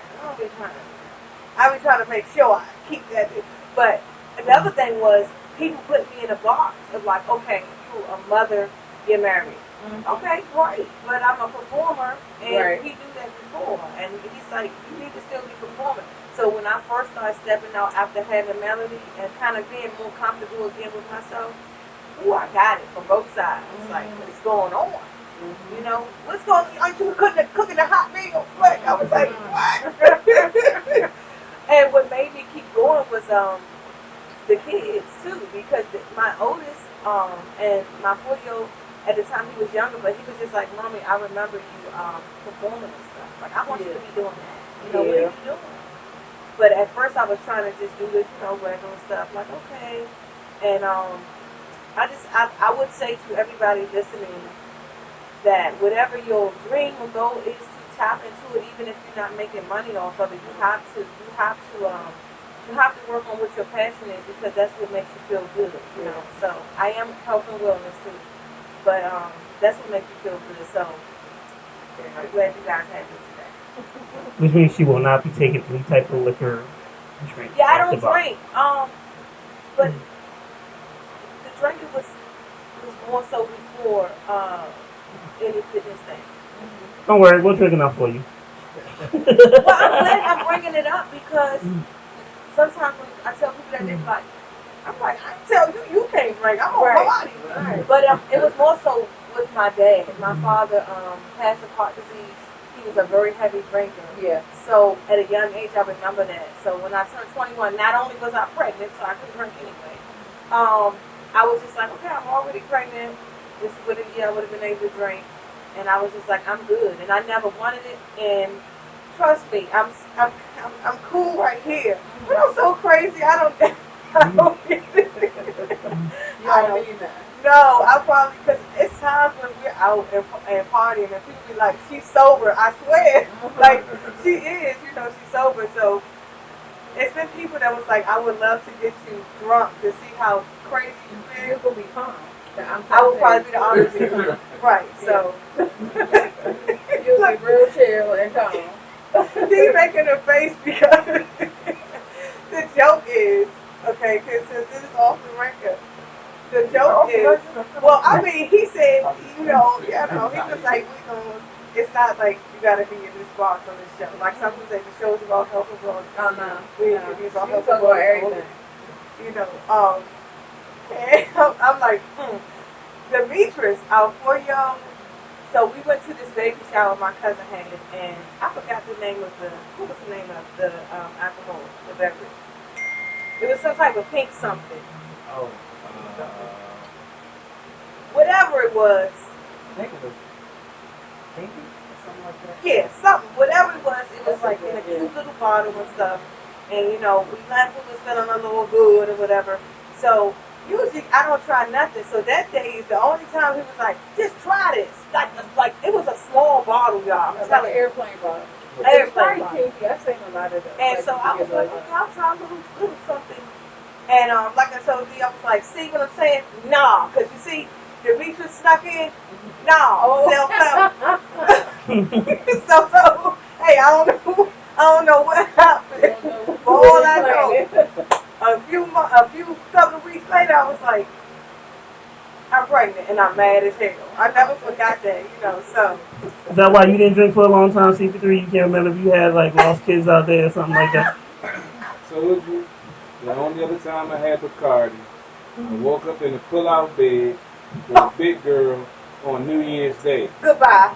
Yeah, so Are you serious? I don't condone that type of behavior. Sounds like you had an amazing New Year's. See, I don't recall why you always anything. here encouraging this? That's wholesome American. Not wholesome. What? Nothing wrong with That is Bacardi wholesome. 151. Not wholesome. Wholesome. Okay. Nothing wrong with I'm just saying. pull out bed. Yeah, I go to my cousin's There's a house. lot wrong with that. He don't even know how that happened. Oh, okay. That's a problem. Wow. Let's have a real question now. That was some real shit. Y'all got You got a house you don't know before everybody wake up? I know I came in late and I brought the rain and I made the next news. But I wanted to ask a question. It's something we kind of talked about yesterday. About like being an artist and being in a committed relationship and now being married. Because I know like the artist life is very demanding. And it's hard to find people who understand that and are able to deal and cope with the demand of what you have to do and who you have to be. Especially like someone like you who, you know, at the top of your game, like on stage or when you're performing and things like that, you know, there's other side of you and things of that nature. So being able to find somebody like you who's also a musician, so he has that understanding, like how helpful is that in the process, and you know just how dope is it to have somebody that you know kind of understands and rocks with you through all the stuff that you're doing. Oh yeah, it's really dope because I don't feel the need to like have to explain to him. Because for one, he met me in that element, like that's literally how we met. With him coming to a rehearsal, so I didn't feel like I had to explain like, hey, as an artist, I'm getting on stage.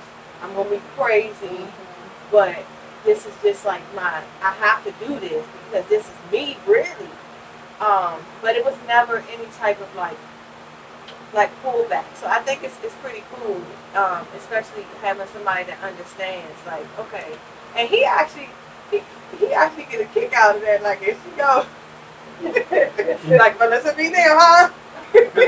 He's like, you know, because he was just like, I love to see when you really in your element. And it's just the same way when he's performing and I'm going to see shows. So that was pretty cool. And because I had experiences with not like having a spouse that didn't really know about entertainment. And it was like, it started to be jealousy because it was like, you out, you know, all these niggas in your face. And I'm like, I gotta say hi. Like, Right. You know, I have to speak. I have to be cool. Like, you know, so it's hard if you're in a situation when you have to fight about your artistry. And that's one thing I haven't had to do with him because he just like, go ahead, you know, go ahead. And also, I'm not the type of artist either, Dave, that do like things that I get on stage and I don't do something wow. And I'm like lap dancing to do either. Oh, yeah. You know what I'm saying? Like, so I don't take it to that extreme. That's all you heard. She said she don't. Oh no, I don't. We know some artists who they do. And right, Tiana. Yeah, and they do. And I love her. And they do. But for him, it would have been weird because that's something I didn't do before I was in the relationship. So it's like, why you wait till have 3 kids and then be like, do you mind? What's going on? Why are you twerking on the man there? So I didn't really change anything.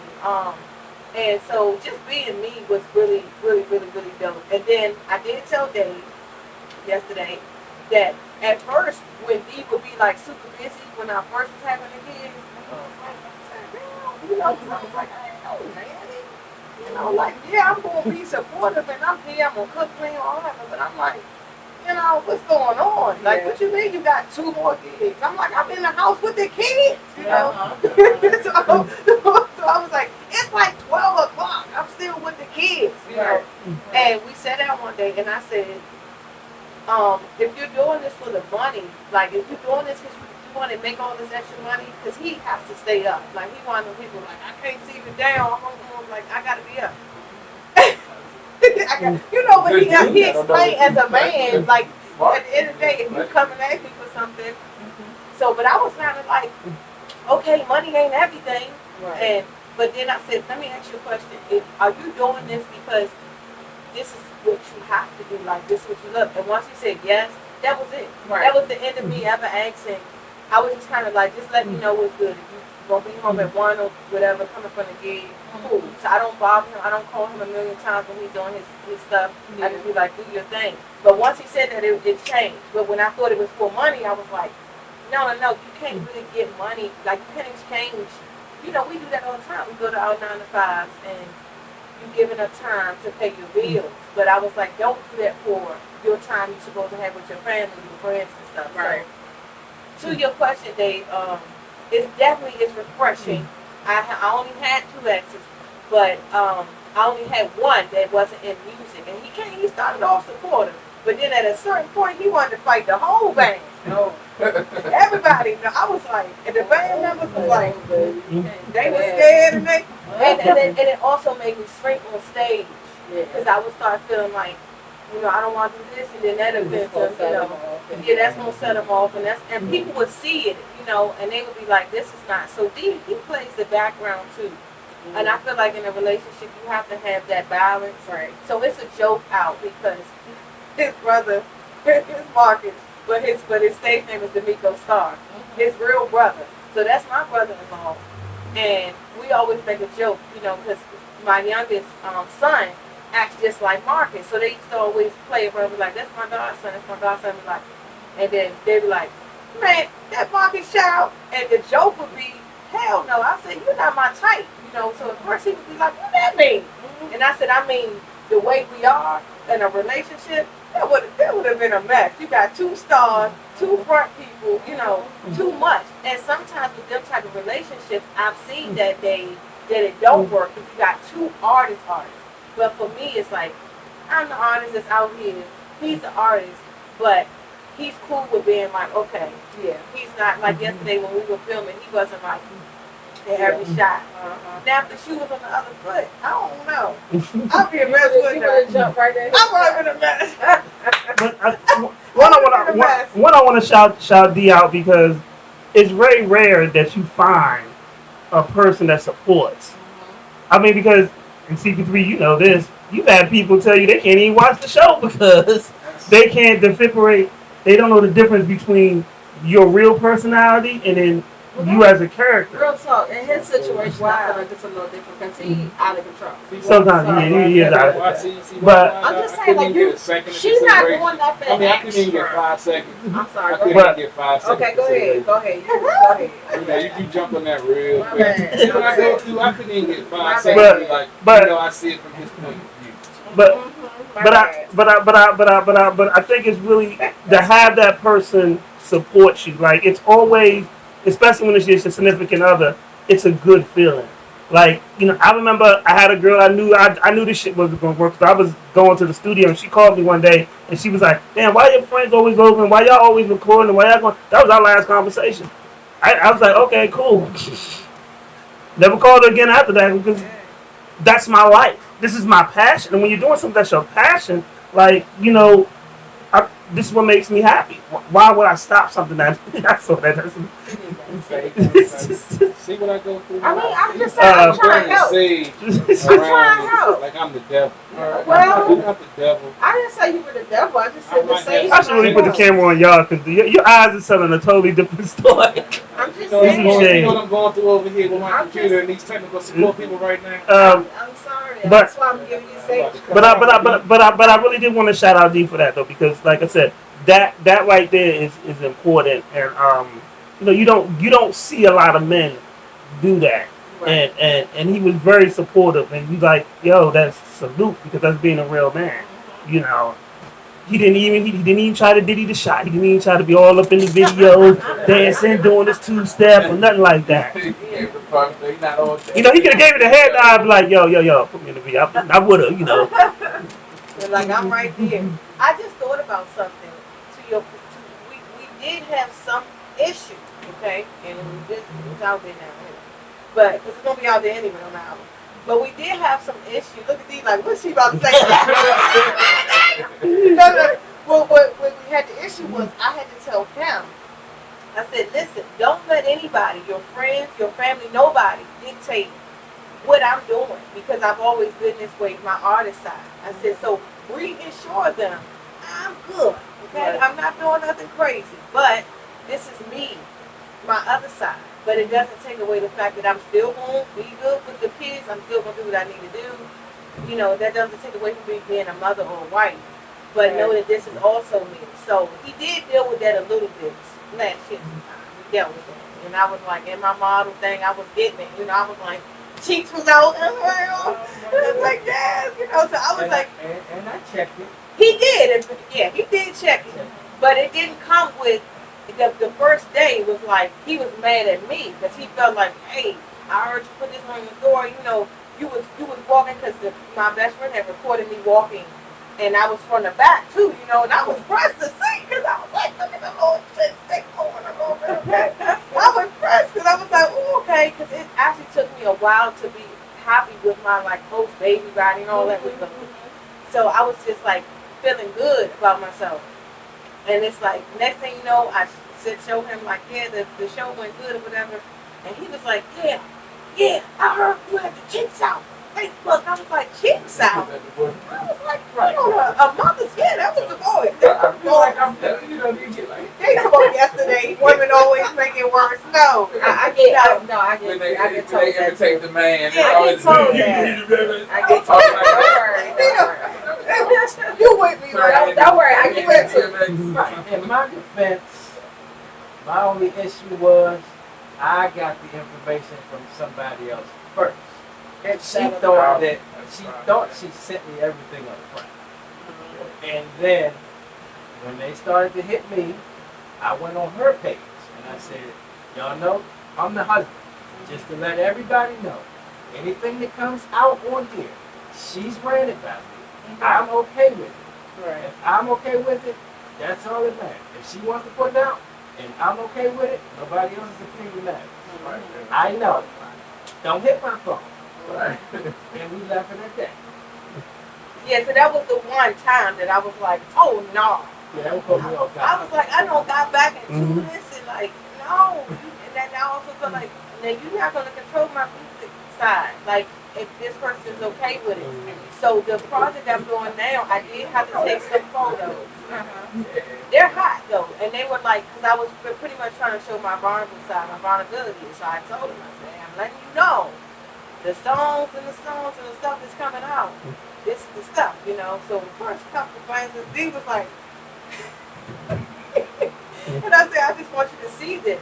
So I think for artists out there that's in relationships, it's just good to have real communication. Be 100, and then see, like Raheem said, he knew the girl wasn't gonna work with him. That ain't gonna work. So you have to know off the bat. Look, this is what I'm doing. Are you cool with it? Right. Because I feel like the sneak stuff is what gets people pissed. And they be like, why did you go on record and you did this song and you did that? So I was just kind of like, you know, like I already know Warm Mama. Because I told you how my mama is. She's pretty happy about anything so far. But she ain't seen, you know, anything so far. So I already Warm Mama. I said the first thing got a little one curse word in there, you know. So of course she was like, why? Why you had? I said, Mom, the rage that I'm going to have to bring for the project for some of the songs, it's going to be raw. I was like, and that's really me, you know. Because I keep her out of everything. Any relationship problems I had, she just be like, I'm going to pray about it. Please just pray for me, and that's it. So that's the other thing, Dave, for those listening. Keep it about your dang own business. Like, as far as, you know, your artist business, because if I told Raheem, he ain't. Just saying, I'm pissed one day.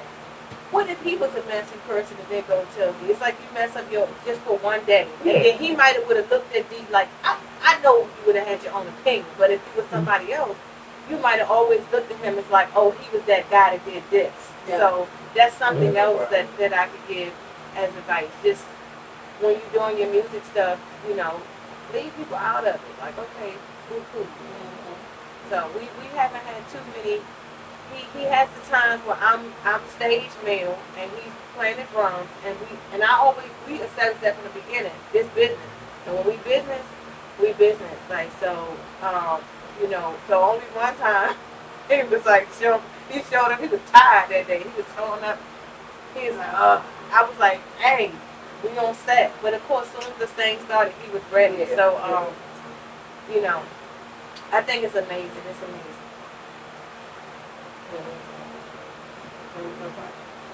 You got a question?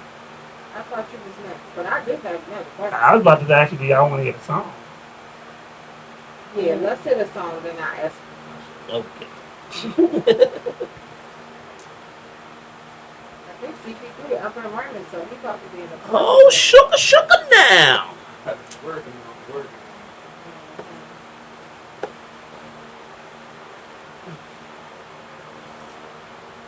See, CP3, you gotta find a woman that loves CP3. That's why I'm single. I know I'm a hard motherfucker to get along with. That's CP3, what's your zodiac? I gotta know. You can't tell? Scorpio. I was talking about that at my job. I don't like the only thing I know I'm a Leo, but I don't really know too much about. So I think I said it here. I know about. No, I don't know too much about the whole zodiac thing. Okay. Yeah, like I don't really like follow it, but I do recognize that everything they say about Leos. I'll be like, that's what I do. That's exactly right. Yeah, y'all got that king of the jungle thing. Well, for a long time, I didn't really believe in zodiac, but then I realized like I'm a Gemini, and I was like, oh shit, yeah, it's not accurate. It was like, yeah, he switches on, off, and on. Go 0 to 100. Like when you piss him off, this. I was like, oh yeah, that shit's about accurate. And I was like, and I was sober when I did that shit. When these cameras cut, I'm gonna let you know something.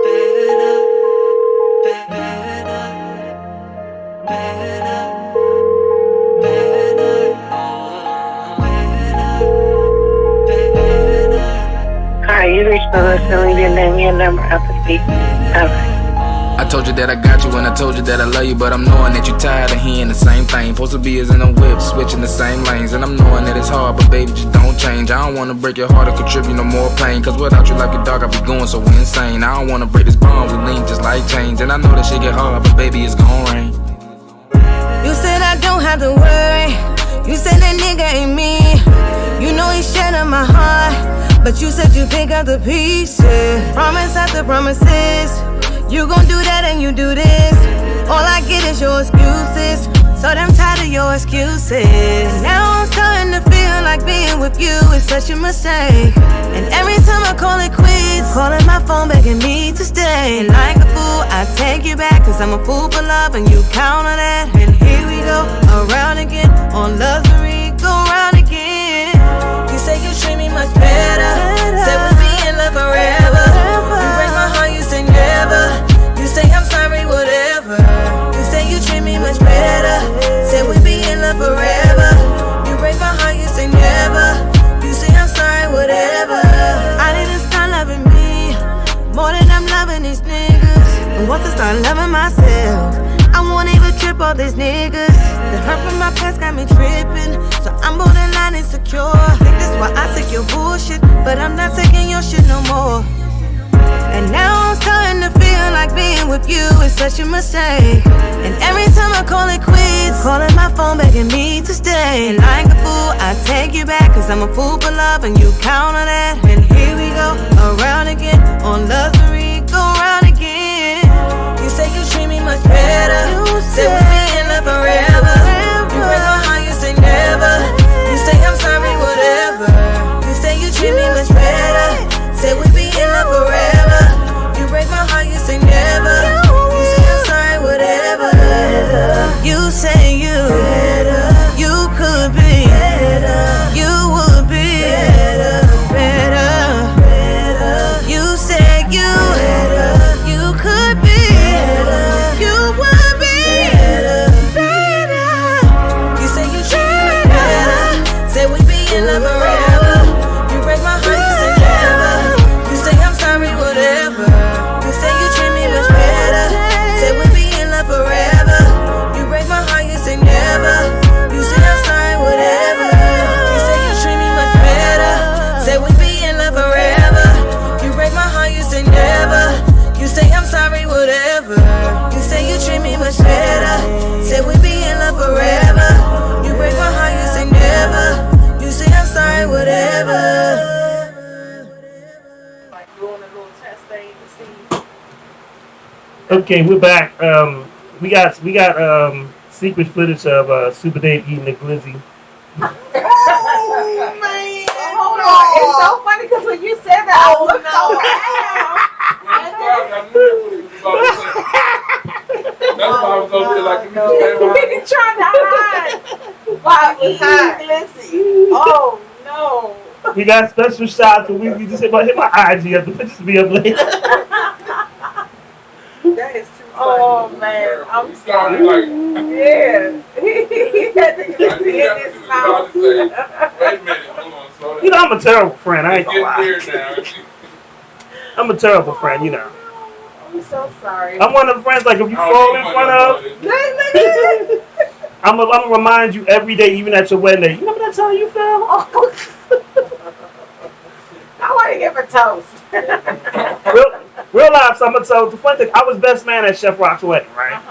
So his sisters-in-law, there was two of us, so they got a smart mouth. You already know the story going down here. So the other guy was like, he took the abuse. So when I came and they said something smart, he just looked, he was like, this is about to be funny. So I fried him, like just off the break.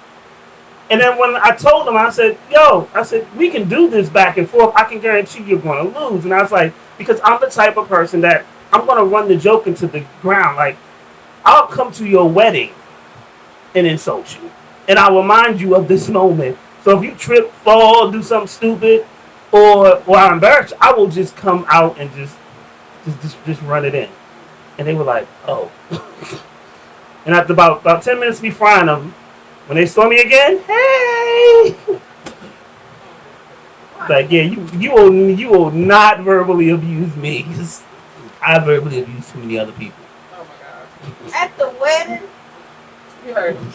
That sounds terrible. Yeah, funeral. You know what one of my favorite episodes of the Boondocks is basically when Granddad had to do all that stuff, and the dude was like, your gift is, and he was dead. He was like, these nuts, and gave him a jar of nuts. Oh my God. I was like, I can understand that level of pettiness. Because, and once upon a time, and maybe still is, I have that level of pettiness. Anyway. Let's talk about the song. We can't understand you when we got a glizzy in your mouth. You speaking glizzy.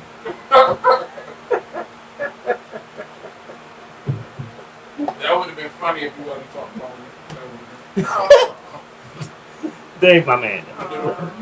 Sorry, Dave ain't know at our age, man. You gotta make sliders. Turn it a certain way. I was breaking up a slide. I can't even. When you first grabbed it, you wasn't. Yeah, but but today, we're not friends today. We're gonna turn this down. I see. You know what's I gotta. You have some great restraint because you ain't said nothing. I know you want to laugh, but you've been busy. I know. Trying to get back up and running, baby. That's the only reason. That's the only reason. But so let's talk about the song. Mm-hmm. It's called Better, and this is what I like the emotion of the song. It was very visual to me. That's why I said song choice. And the stuff we worked on yesterday. We're gonna make we're gonna put the visuals to the song and make it come to life. Yeah. I feel like we're not just shooting a video; we're basically shooting a mini movie. Right. And that's the goal. And that's what you should be doing. But I like the song, and what is your thoughts? I like it's a vibe. So I like the song.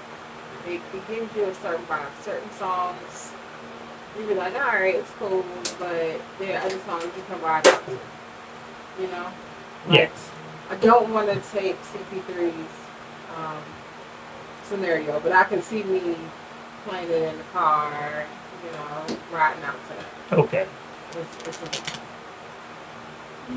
I mean, you say that sometimes, but I'm not going to be smoking or anything like that, but you say that. Yeah, it's a nice chill vibe. You might put something in there. You might do the Why you always gotta put something in there? Because that lets you know that it's a nice chill vibe. It's a nice song that you can, ride out to. How many females have told you those words? I'm surprised you ain't be like, I'm surprised you like, you know what? A female told me that one day. I could do better. I've heard a lot of different things from a lot of different people. I bet you have. I can see that. I'm surprised this song didn't trigger you into one of your rants. Yes. No, I'm like I said, I'm trying to multitask, but now my only feed is not up to my YouTube feed. I don't know what the fuck they're doing. But they ain't tell you that they can do better. I say that. But like I told you, I had like 4 ex-girlfriends, and when we broke up, they all left the state and moved to North Carolina for some reason. Because they could do better. That's what they thought. Oh, That's what they 4 thought. out of 4? That's all I have to say about it. What shit? How you know better than this? But CP3, the song was more so about, it was more about the person connecting and saying, you promised me this and gave me that, versus being like, so it wasn't really, it wasn't really like a class of, I'm like going on the guy. I'm also, to me, and that's what I loved about connecting with Rakim, because he seen what I was trying to, like, he just seen it. Because I be in my head. So in my head, I'm like putting this stuff together, like, okay, this is going this way, but you said this, or you said that. So I'm not really the type of person that when I'm in a relationship, I'm like, you ain't this, you ain't. Right. I'm also like, but this is what you promised. So it's more so like the person is in a relationship, and they're in a weird space of not knowing what's what. Like, should I do this? Should I do that? But the Migo Star is getting me out of that shell, because there's so many things that I'm wanting to talk about, and I'll hear the song and be like, yes, But me doing it, I'm like, no, I ain't gonna get that gritty. But then I understood, like, no, you gotta be 100. Doing your art, you gotta be 100. And I actually, this is probably the first time anybody heard this, and I guess the Migo Star noticed this. But when we first was doing the song, I hated the song. Really? Yes, because I'm a performer. I like to sing so this is a chill. And this is chill. I'm not used to like doing going in the studio, singing this verse, go back, chop this, come. This is a lot going on. And he was like, so the first section, he was like, you getting worn out.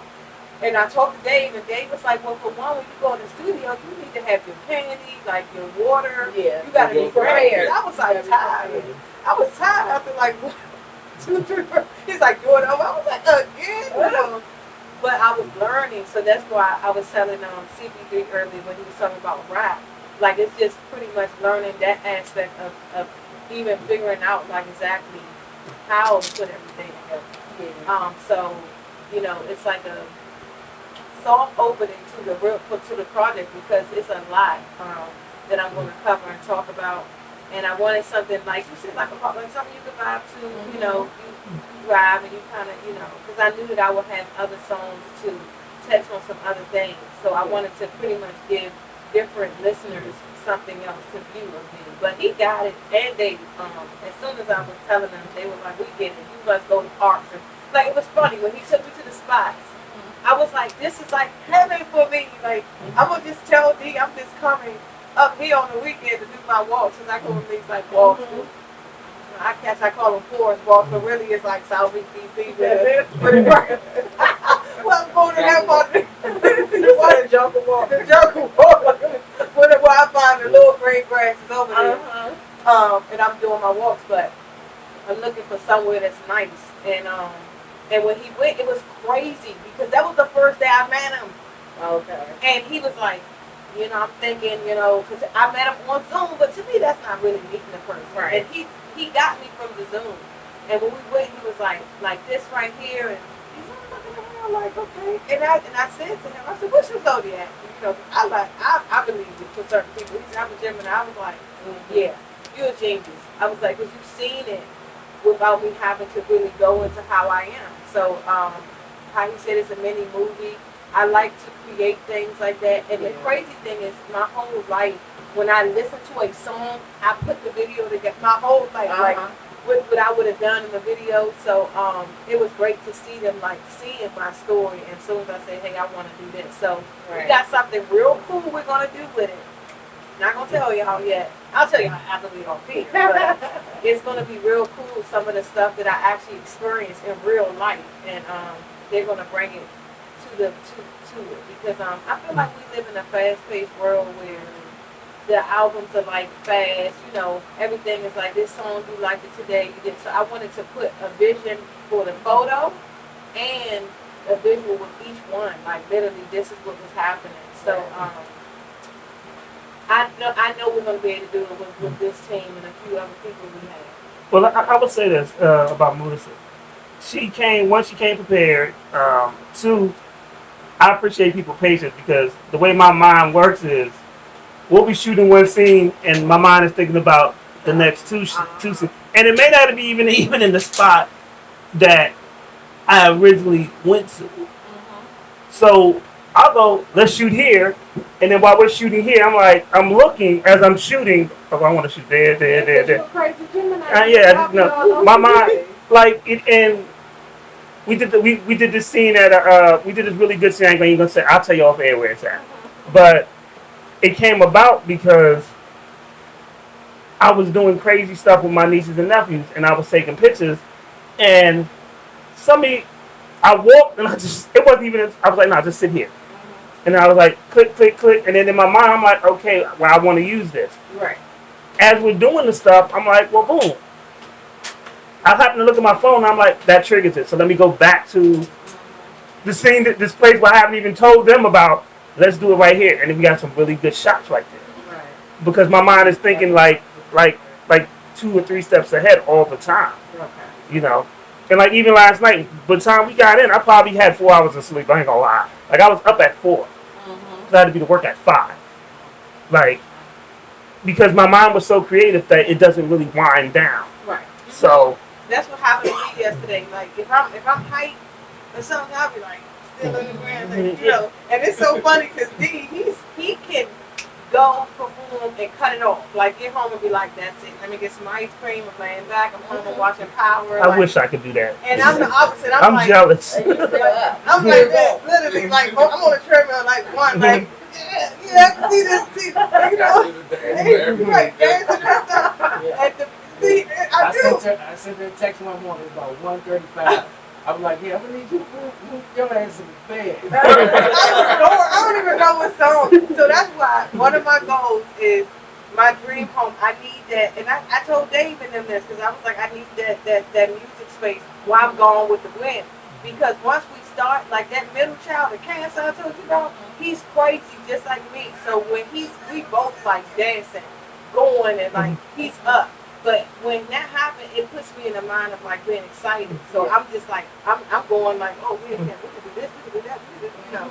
And I'll be laying down and I'm still wind up. So it's so funny because we're the opposite, you know. But she'd be like, hey, you know you got to go to work?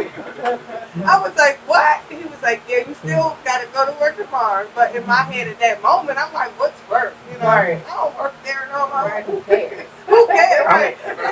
Looking simple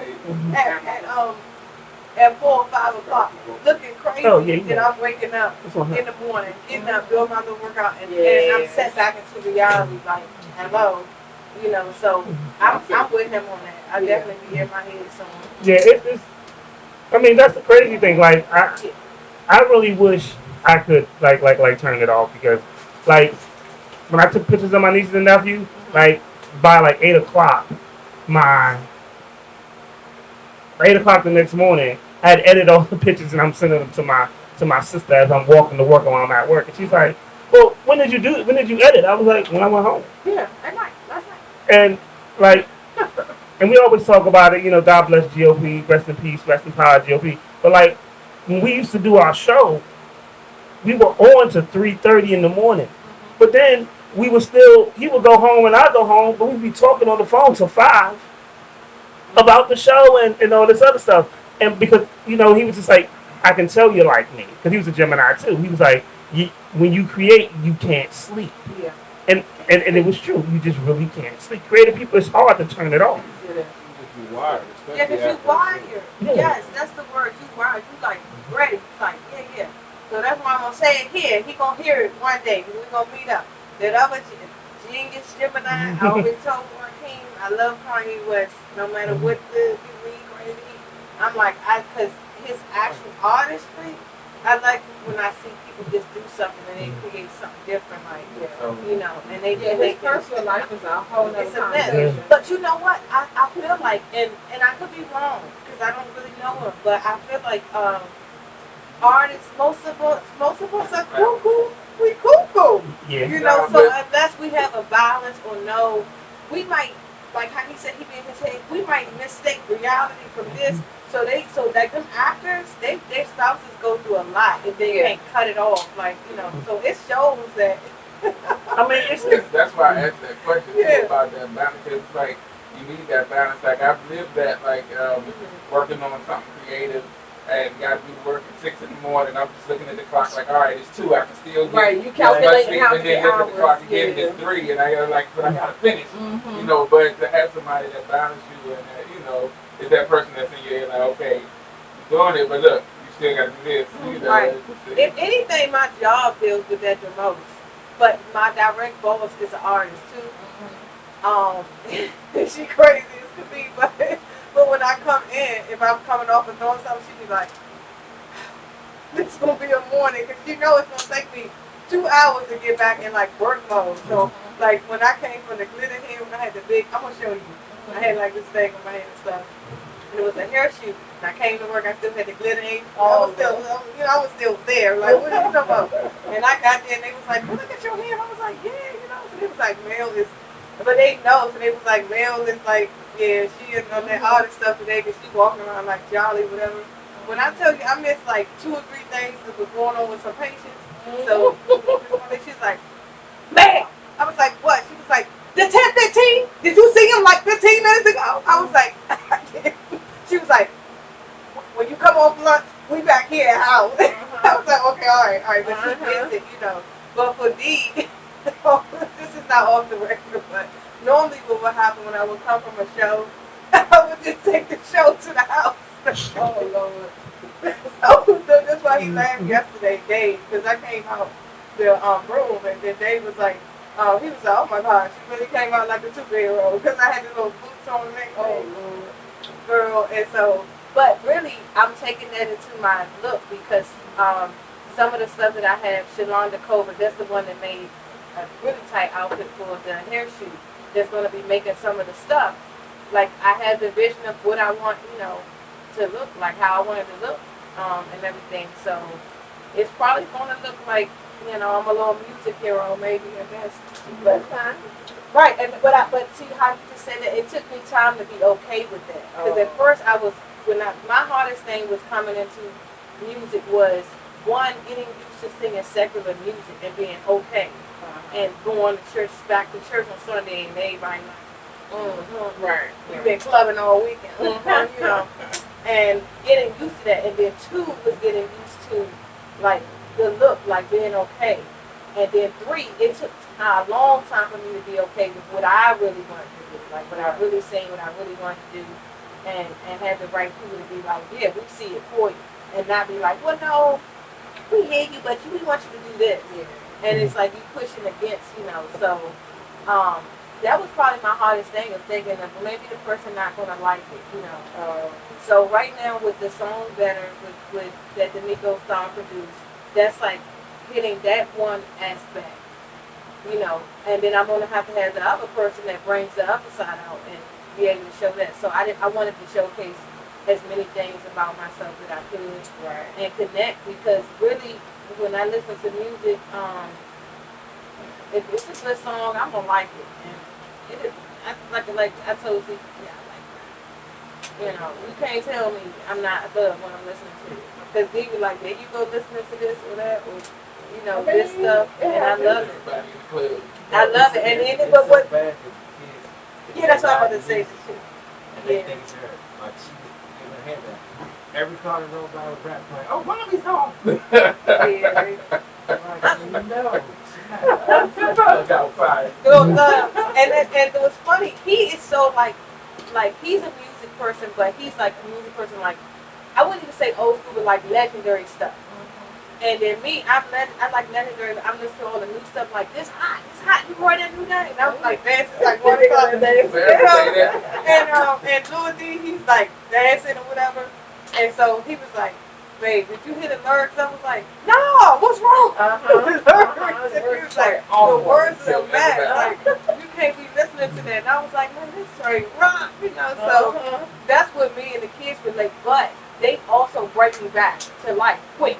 Because they helped me. Because before when I only had the king, he was like, he's very mellow. So he would be, most time I come from a show, he would be like off doing something else. I'm still in my head. But now, the two youngest, they show me real quick. You're back here.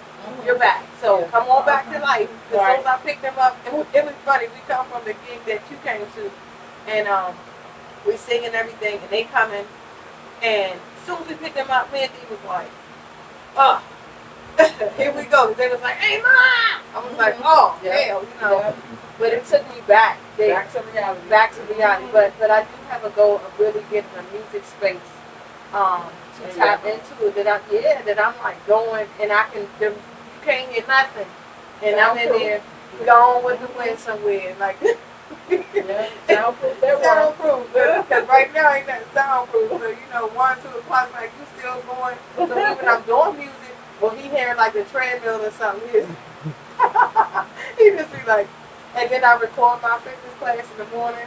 I'm playing the go-go. It's loud. It's like 4:30. Oh no. But I guess he used to that. But it just be like, this is things like. Are you used to it? No. Yeah, very much so. I walk out, wave at class. Sometimes he don't walk through and be like doing little stupid stuff, like whatever move I'm doing. He like. Like real funny. So it was helpful that he leaves out early, but I definitely want that room so I can really just be there. And it's that's why, like I told everybody that's listening, whatever your dream or your goal is, to just tap into it, just tap into it so you feel better. Because when I wasn't doing music and touching music, I would be sad as hell. And I just be like, well, I'm about to finish work and go home. And not saying that you can't go and have a career that you love, too. But if you're not tapping into your gifts, then you still feel like, what else am I supposed to be doing? And I feel like a lot of my clients I talk to that have things they want to do, they're always thinking about, well, I didn't see the money yet. I'm like, well, you're not doing it for the money. That's your passion. You're just doing it and just let it, let every day come. So. But that's the funny thing people don't realize is that if you do certain things for your passion, money will come to you regardless. Yeah. Like it's you attract it. Yeah. People get caught up in trying to make money, but then they wind up being broke because they're focused on the wrong thing. Yeah. And they don't take the time to perfect the craft. They don't take time to do the work, but they want the money. Yeah. I've one of my nephews. I love him to death, but we have conversations. He'd be like, "Well, damn, they only paying me so much, but the supervisor makes this much." Boy, you ain't a supervisor. You haven't put the steps in to do that, and you haven't even decided this is your career, your passion, or what you want to do, or why you just want to make money, and that's why you're still broke because you're focused on the wrong thing. I preach that a lot, man. Like, we get stuck in this thing from our parents that like you got to go to a job you hate and be miserable to be responsible, right? To pay your bills. You can. I always used to, and that's why I come here because I live vicariously through y'all because I don't have my show no more. But I always used to say on my show, it's a quote that Dick Clark used to do the New Year's Eve thing. He said, "The secret to happiness is finding what you love to do, finding out how to monetize it, and finding someone to share it with."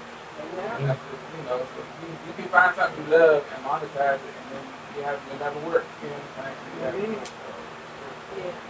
Of course, I work every day, so I don't know. Stuff, but no. Right now. But and as we talked about this before too, Dave, is that a lot of people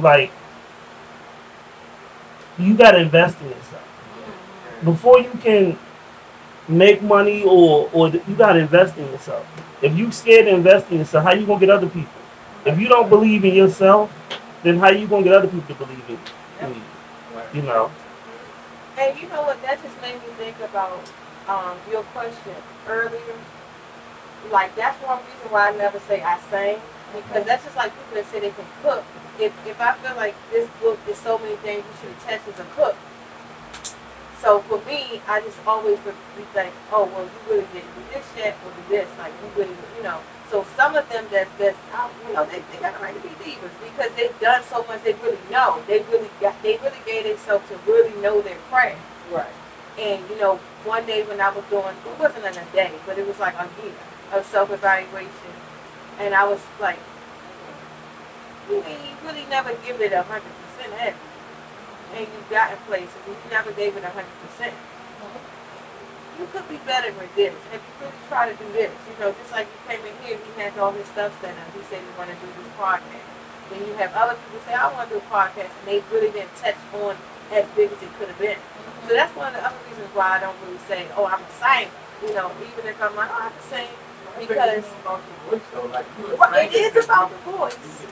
Do your best, but I just feel like I ain't there yet. I guess that's what I'm trying to say. Like what I see me doing, I'm not there yet. So I just feel like I don't think I will ever be arrogant, but I just don't think that it's not that time. Like when you see people that do that and you're like, I'm arrived, and you like feel like you at that status. Yeah, like you ain't arrived. Like you said, you ain't doing enough work really. You know, you have to work to get to a certain point and then feel like, all right, I might can say this now and nobody really gonna check you, but.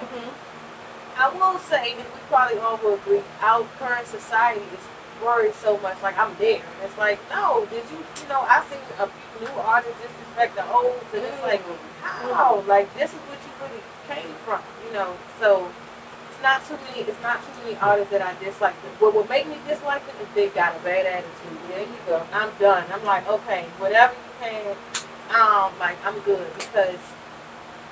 It's just a thing of being thankful and grateful to even have the gift itself. Like that's cool. Oh my goodness, you got that gift. So when I started working with them, I've been working with Dave for a while and running away. Literally, that's what I do. Working with. That's literally what I do. Run. You know, like as soon as like, hey Mel, I can't get in contact with you. You know, I'm like, oh yeah, I know. And so. With working with people like him, I realized that with dreams, people are attached to your dream. And it's like, oh, not dummy, but that's how I talk to myself. Like, if you do what you're supposed to do, then this person that got this podcast, and this person that's this reality show, this person, all these people had connections that they would all be rising together. And that's one of the things that I've always known it took a team, but realizing, oh, you probably a main factor. You need to do what you need to do, you know, so that other people can. Because people will start giving up. Sometimes they feel like they see it for you, and you don't see it for you. You start giving up, then they be like, well, maybe all this I'm thinking ain't gonna happen. And I started to see that happen the longer that I was taking a break. He wasn't gonna stop drumming. You know, he was still drumming, but I would see. My friends doing well, you know, branching out, they done some stuff with us, like big artists doing stuff. A lot of the musicians I know doing stuff. But what got me was when I would start going back to these live shows just to support them, they were like, we waiting on you. And I'm like, you still waiting on me?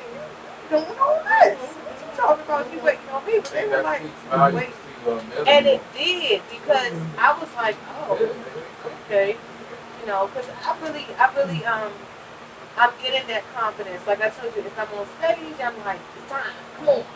You know, don't let these people down. But when it comes to like inner, a lot of times I'm like, second guessing, I don't know. So like I told you, when we first sat down and wrote it, and he played the song before it was like Manson and stuff, I was like, okay, all right, well, I'll release it and stuff, you know. And he was like, when?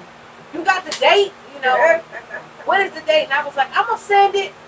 And he was like, when? I said, well, when I lose 10 more pounds. I was like, so I can take my photo shoot. And he was like, you're never gonna have a perfect time when you feel like you got the body you want. Like, just cut it out. You already got your fitness thing. It is what it is, you know. And I was like, hey, bro, listen, it's a certain way I want to do it, you know. And I'll be going back and forth listening to the song again. Like, is this the one? And every time I would play it, the kids, especially little D, he'd be like, you know, like, play it again, play it again. I was like, he's really excited. And then Dave was like, hello. I'm just checking in. I know you got your class and stuff. That seems to be going great, but are you going to release the song? And I was like, yeah. But can I ask you a question though? Like, it's hard to find when the Go ahead, ask your question, baby. At the bar radio. That's my girl. Go ahead, baby. But no, so I mean, I like what you said is really true, and it's tough for me. So like, it's tough to balance that create and release without. So like a part because it's like part of it's like I want it to be right and I want it to be perfect. But then it's also like I posted on Facebook once like people die waiting for the right time to do something. You know what I'm saying?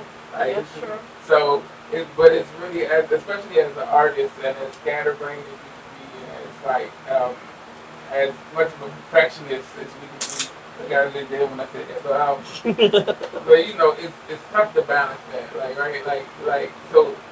Do you feel like you handle that balance well, or like? Not at all. Not at all. I know too many artists. I probably wouldn't be releasing his name. Not at all. So the realness is this: most artists don't. Yeah. Because my nephew is my artist.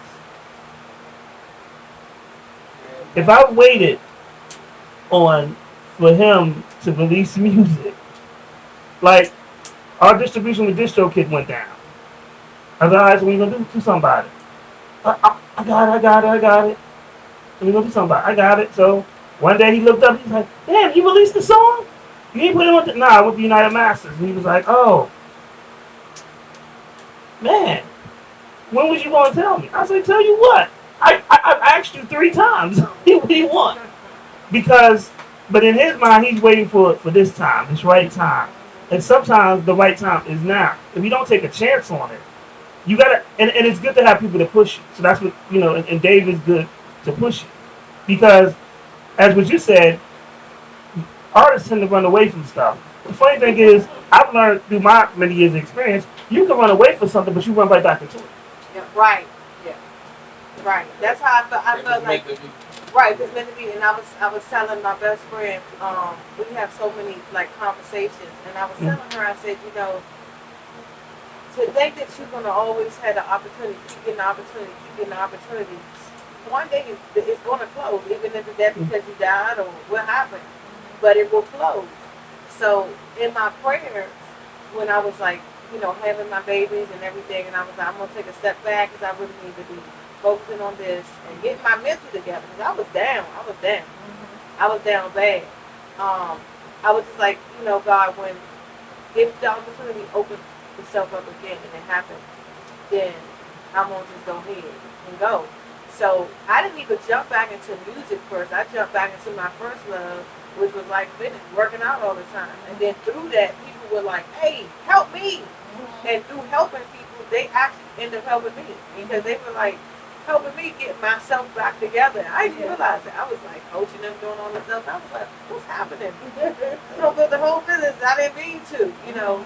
And then everything just started to just go boom, boom, boom. People was like, Mel, we need to do this. Can you do this? We need to do this. And I was like, okay.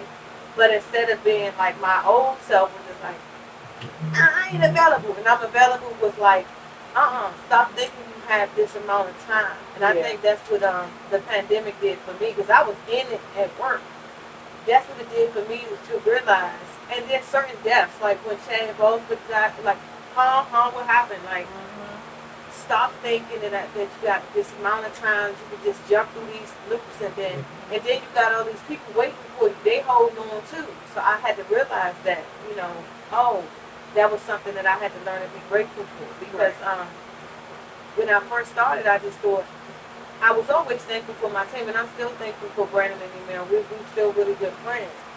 But I think back then I almost thought it was a given, like, oh, it's a given, like, of course you're gonna have people that. But I had to realize when I started going out there and performing, there was some artists I met that was alone, and they was the only one that believed in themselves. And I was like, wow. You believe in yourself that much, and it's just you. And they could have been like okay. But it was just the fact that they were like, and one of them, and he's not just okay, he's real dope. It's Malik Dope Drum. I met him like before he started getting big, and like I auditioned him to drum and stuff, and he was like drumming, and we did some stuff together, and we started talking and connecting, and he was just like no, like my person, like I want to like be a single drummer, like I'm gonna do this, and I was like, well, how you gonna do that? But he didn't have a team at first, he didn't have nothing. Right. So seeing that, and then one day when I did that year evaluation, I started to look, and I was like, you have multiple people that really be like, you're good, like do this, do that, do that. And I realized, okay, that's a gift. That's something that you should be proud of and grateful for. And if you don't do it, you also want to let these people down.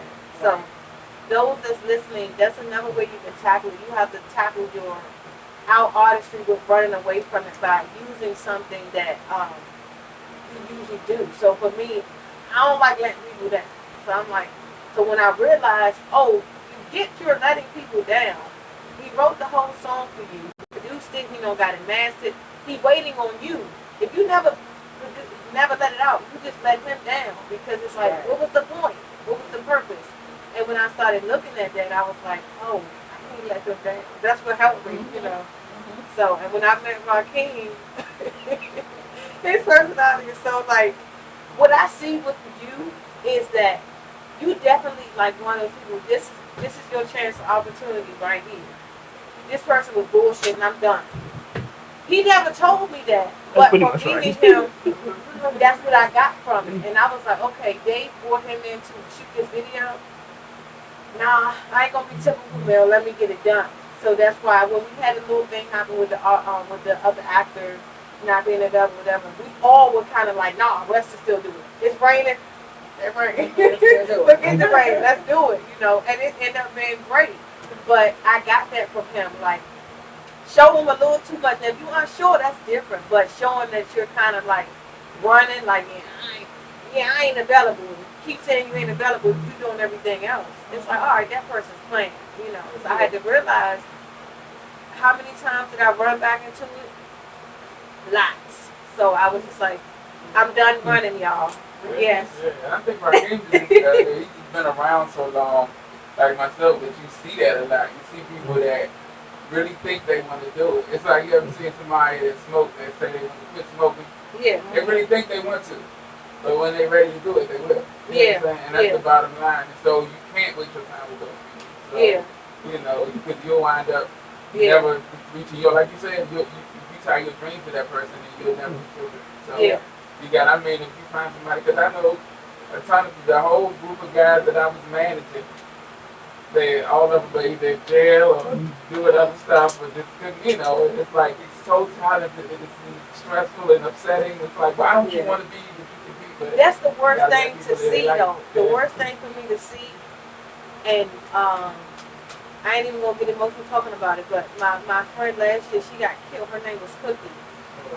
She got killed in July by her partner. It was a domestic violence thing, and when she passed, that shook like my whole music friend because we realized she wasn't even 30, she was 29. It was like, oh my God, all of the things that Cookie was supposed to do, and she can't do it. And then I realized that's like, she thought she probably had more time, and it's like, she's forever gone. Like, she was like a Shaka Khan type of person too, wild.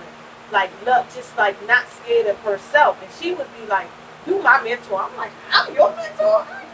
She was like, "Yeah, because I need more what you got, and you need more what I got." And seeing when we went, me and my old manager Brandon and Mel, our friends, our circle, some of the future band musicians, when we went to see her and we went and looked at her in the casket, it was like, oh my God, like this really just happened. So it was a little different from seeing celebrities that we didn't really know versus seeing somebody you know they had these dreams. And that was like the worst thing to see. So now I'm always going around asking people all the time, even at my job or like clients, like, what do you really do? What's your real passion? And they'll start saying it, and then I'll just be like, well, are you doing anything with it? Are you doing that? Because you should be tapping that. You got to tap into it, So now I've always been an encourager, but the more I do that, I guess, the more So I will have a warning for you about that though. Yes. Is that you want people to match your energy and match your hustle. If Yes. if you encouraging the wrong person, people are energy vampires. True. And if they see that you happy and they see what you doing, people will try to suck the life out. Yeah. Oh, that song ain't that hot. Oh, that video didn't look that good. You know, because they unhappiness. And those are the people. And you would think, well, damn, they supposed to be my homies. These supposed to be my friends. But because they're not doing it, you know, and even though you came with good intentions of supporting them when through their time, because they're not happy, they will try to suck the life out of you. You just gotta be, you know, you gotta balance that. You know, I remember I had a conversation with somebody, and it was a young lady, and I was buying something for my camera, and she looked at my camera and she said, and I was like, I'm about to buy a lens. I think the lens is like $200 or some shit, and she's like, man, I want to be going broke, buying things for your camera. The minute she said that, I automatically knew we'll probably never talk again, because I'm happy and celebrating. I got something for myself, Right. and your first response is to try to take joy out of it. Not realizing that's an investment. Yeah. It is, you know, and the minute it clicked, and I was just like, well, I got to back off from this person. Well, I do that. So I'm very cold. I have a very cold. I will cut. I don't care how many. What you just know. Like if I get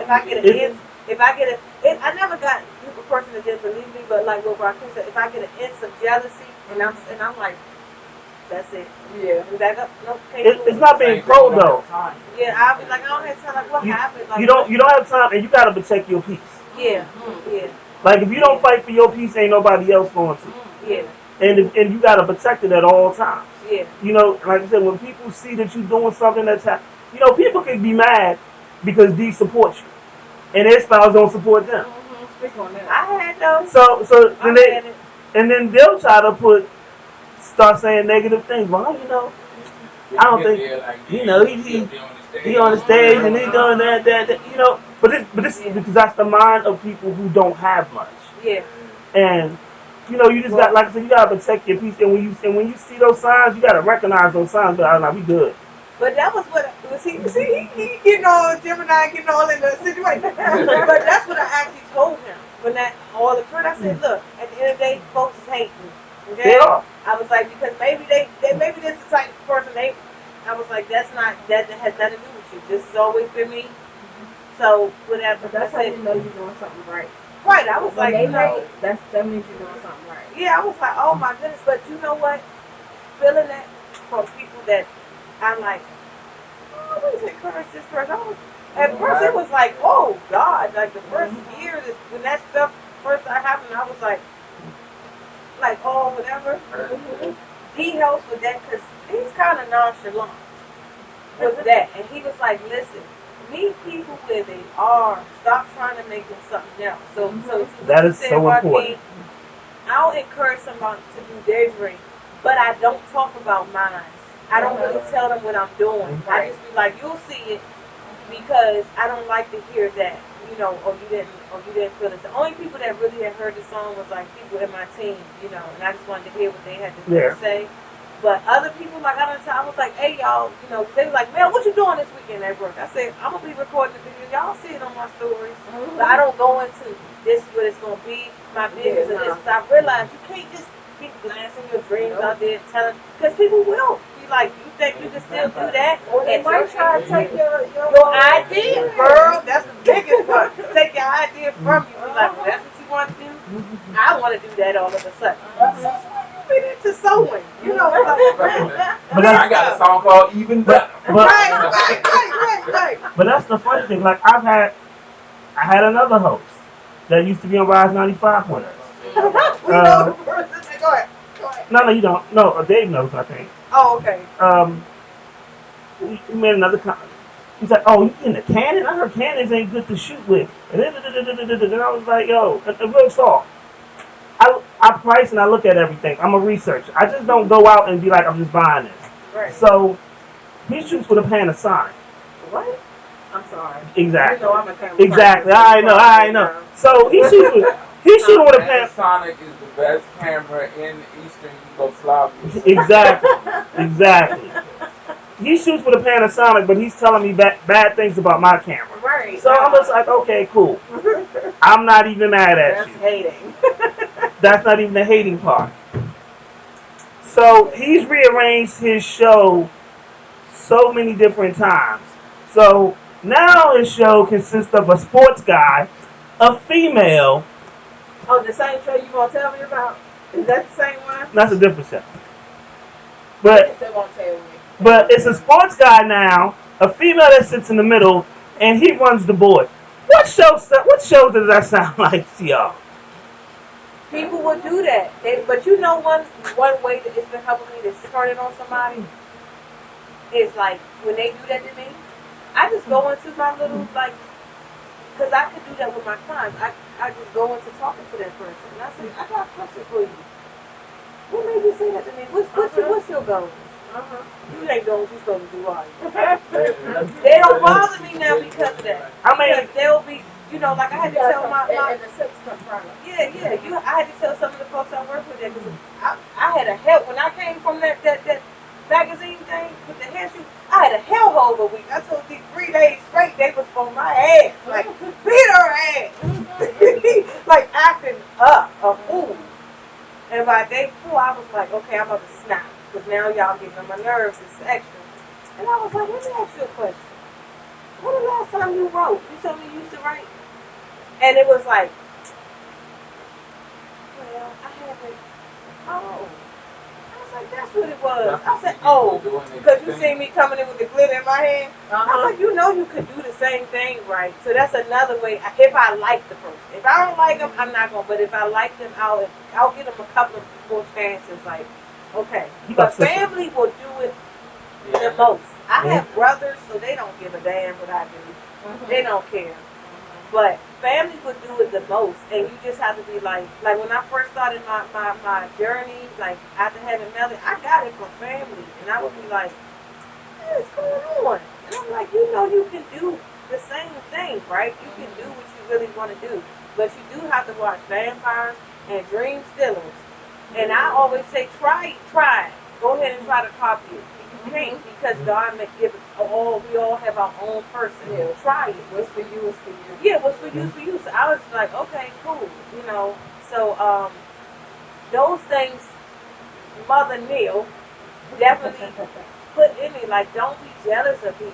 For what?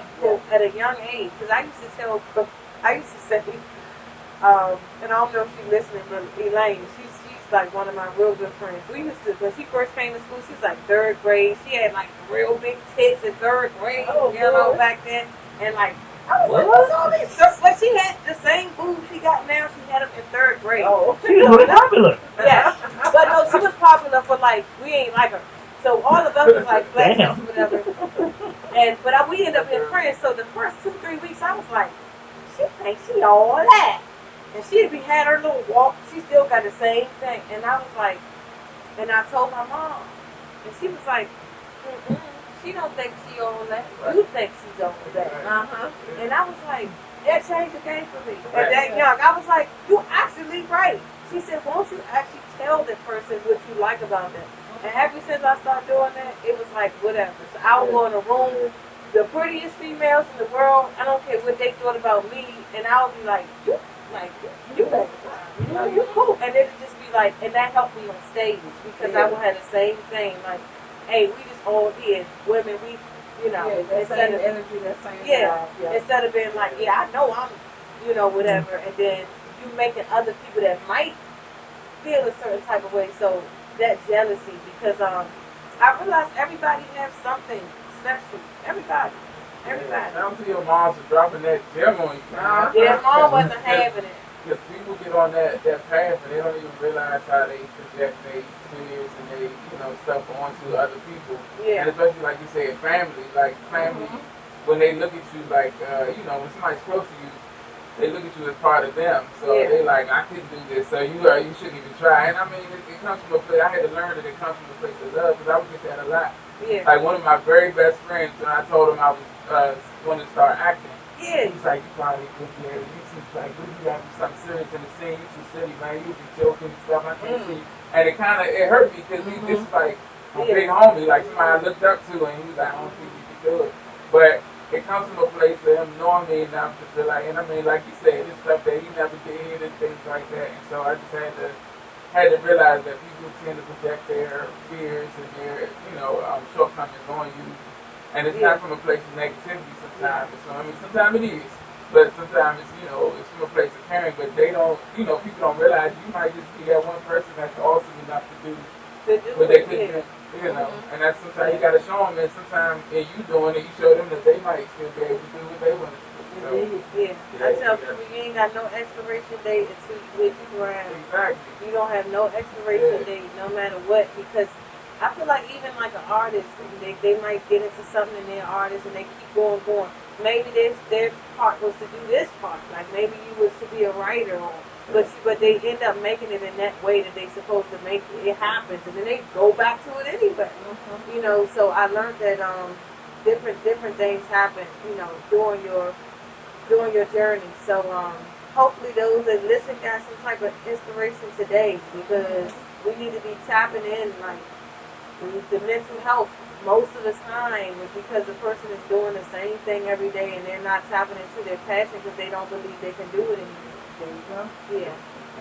So it's a lady I work with. She's like 50. She's sort of 50, but I could see she was used to model. Like I could just tell. I was like, you always walking down these hallways like you modeling. And she said I used to model. So when I did the like hair suit thing, she was like, if you would talk to the girl that did your hair, I would love to do like a thing. I was like, I'd love to help you do that, because you need to be doing that, because that's what probably makes you feel sad because you're here, and then you're like, and they see like the Howard students. They're on a different thing, because they're still looking at it that their life has just begun. Right. So they come in all like quirky and happy, and and then some of the other employees are like, hey,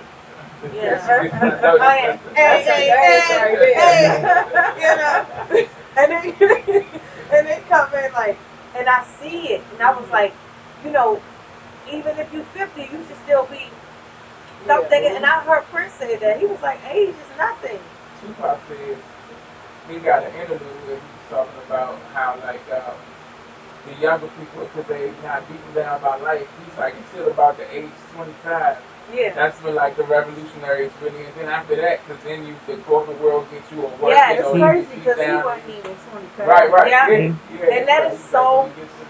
Yeah, so, but I ever since I heard that, I was like, it's true, and I've been trying to fight that stereotype, because you get caught up in life, and they beat you there, and you see the difference between the people, like you said, the college student.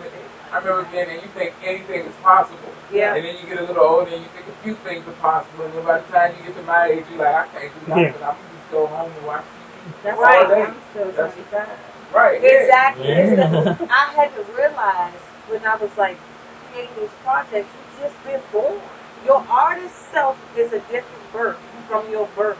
So when you were born, it's totally different from your artist birth. Your artist birth is a different. So you could have became an artist at 20 if you think you was 1 year old. So that's what I counted by, like, oh. So I think I'm like 10. Artist-wise, like, oh, you finally learning this? Oh, you know how to do this? The first time I ever did a shoot, like a video, and Malvin Words was yesterday. But somebody would have been like, but you've been singing for a while. Yeah, but it's levels, So I think people look at their year they were born and be like, I'm 40, I can't be a singer. Who says that you can't? Why? Who's stopping you from doing it? Why? Now, I ain't telling nobody listening to listen now. If you really can't sing, that's different. I ain't saying that now. Ain't nobody ever told you can sing.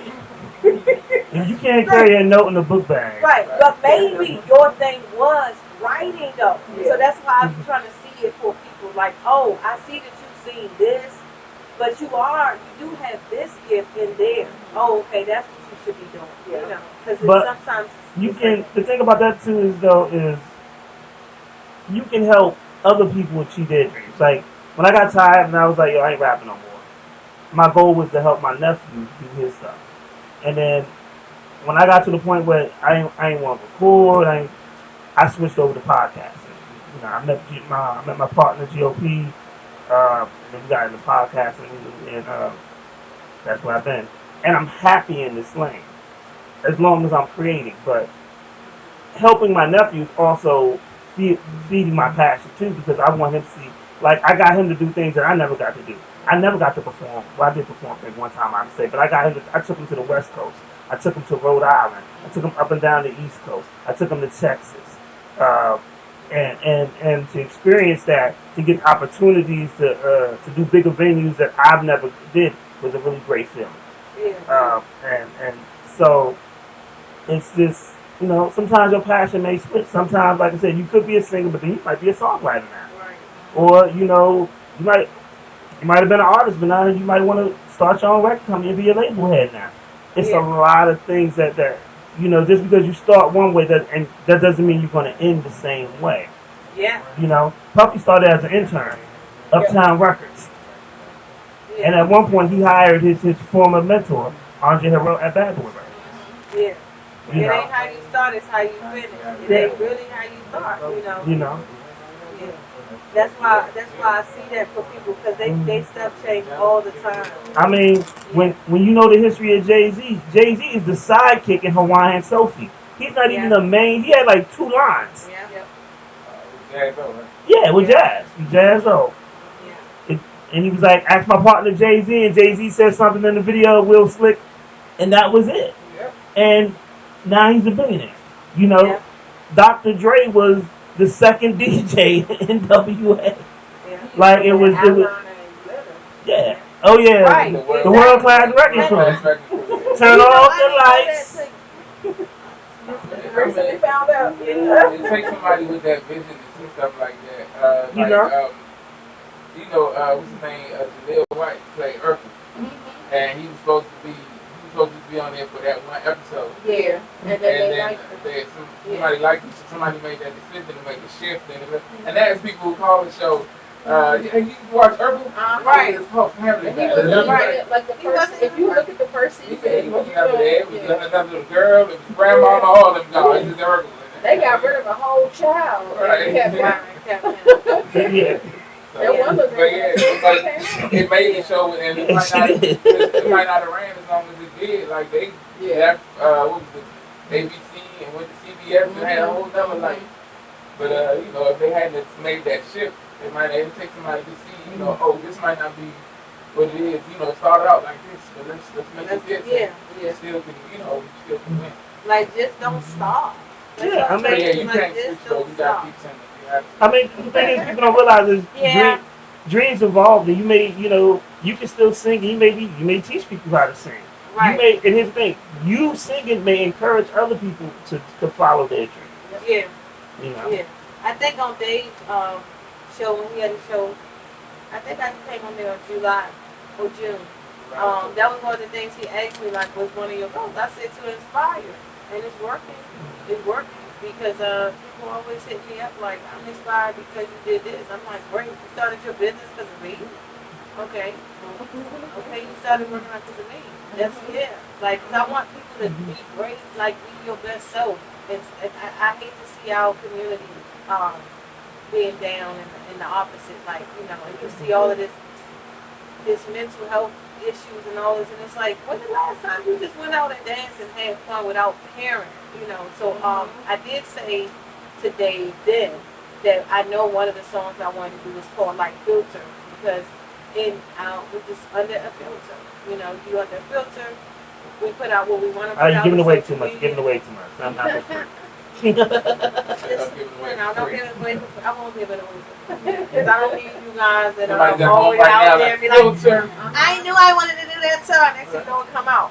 And then sometimes though, when you're one with everything that's going on, like when me and Mel did the hair thing, we would like look, because Tyler Taylor came to the Met Gala with the same galaxy thing. She probably didn't see ours, but the point is, we were all up in the spaces somewhere and all kind of like, oh, that's the look, that's what we're going for, not even. So sometimes when you're not following other people, you just naturally be doing with the time is going. Like when I did these, I'm gonna say that. So when I did the waves, okay, and you can go research this.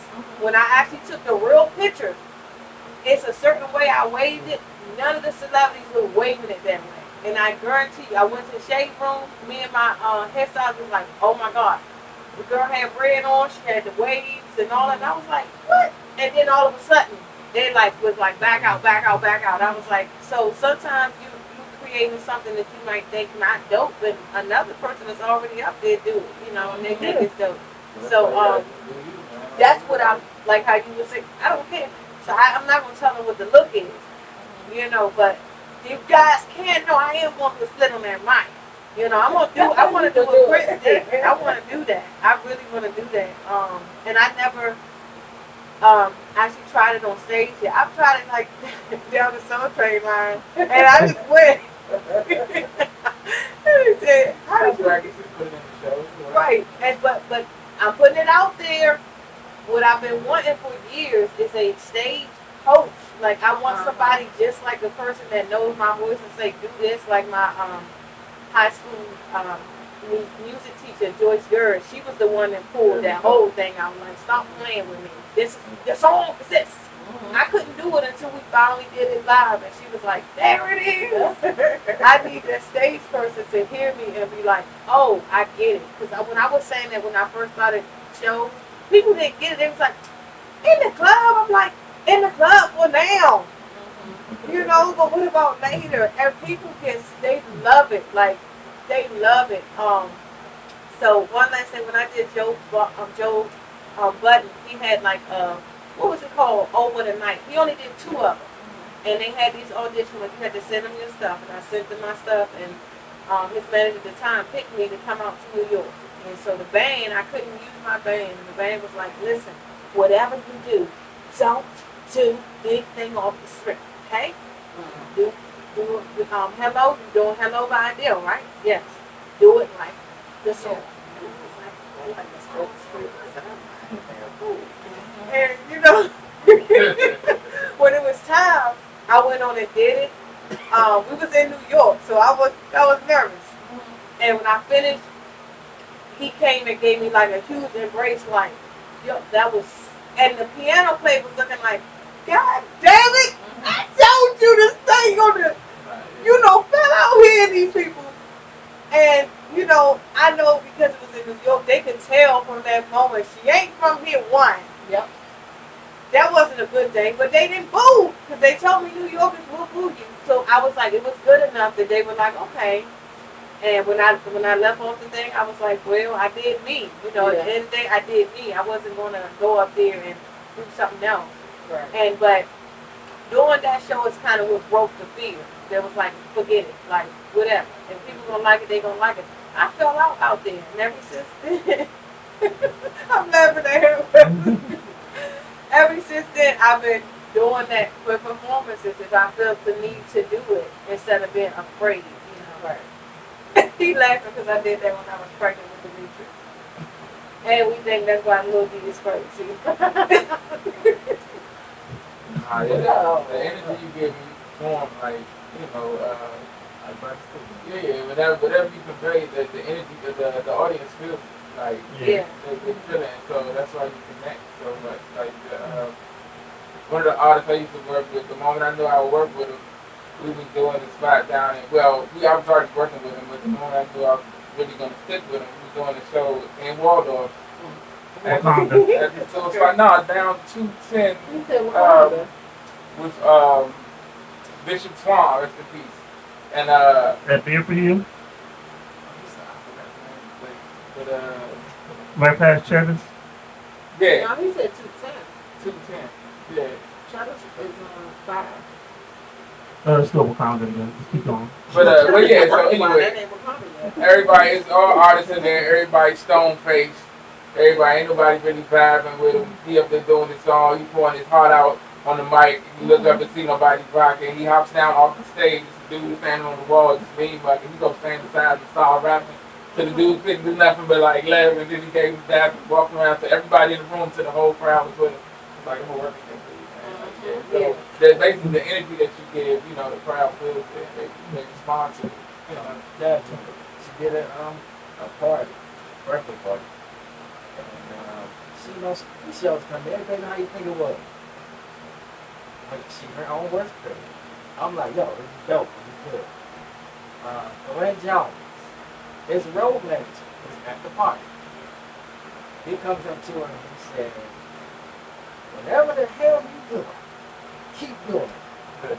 He said, aside Glenn Jones, I have never seen anybody captivate an audience and hold their attention from the beginning to the end of the show. He was blown away. And I was like, oh, okay. It took me time. That's why we said with Shaka Khan, like, you know, the stage can never, the audience can never feel that you fear them when you step out. So that's why I step out so wild, like I'm here this time. I used to step out like warm up and 3 songs, and they like, there she is, you know. But now I'm like, and you don't have that time. Yeah. You gotta get them so like when we got married, they was like, they gave me the mic, and the people in my job said they never forgot that moment because I grabbed the mic and was like, let's go. And they was like, she just, this is like went boom, boom, you know. But like you all said, it takes time. For some people to find their artistry, and when you find it, just don't be afraid. Just don't give a damn. Like what nobody think. If they think it's stupid, somebody gonna think it's cool. I'm telling you, somebody somewhere gonna think it's dope. And I had to stop doing that because even with fashion, I used to want a stylist and all that stuff. I still am gonna get one. But like with little looks I was putting together, I just stopped giving a damn. Like just do it, you know. And then you got something on too wild, somebody gonna say something. But just do it. Beyonce says that when she gets on stage, she turns into a different person. She's Sasha Fierce. Yeah. So you're developing your version of Sasha Fierce. Yes, because it's like something else. What's her name? Her name is Melissa V Neal because Melissa V Neal is like MBN is my other side. That's definitely my other side. Like I wouldn't even really call it my other side. It's just my truest self. I think your artistry shows your truest form. Like you as an electric being, like you're real. If somebody had to just take everything and say this is what this person is. So that's what I love about being around artists, being around people like you guys, is just seeing that. Because a regular person, unless you actually get to know them, you don't really get to know them. Like, what do you really do? So there you go. Alright, we're about to wind this down. Okay. I was gonna have her do acapella.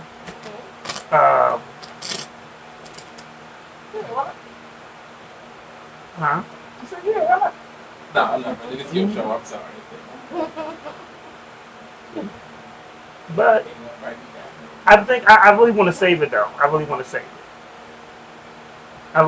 it because I want CP3 to miss out on this, get all this stuff right. But 2, I think I want to do something really special.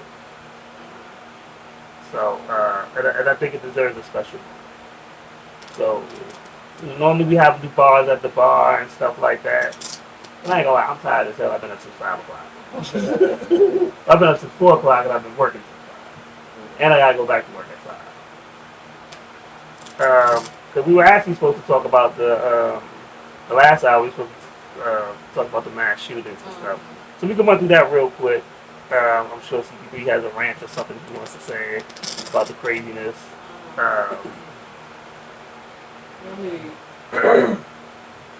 Okay, DJ Cool. I'm just saying. Let me clear my throat. I had to, I'm over here working, trying to get some shit done.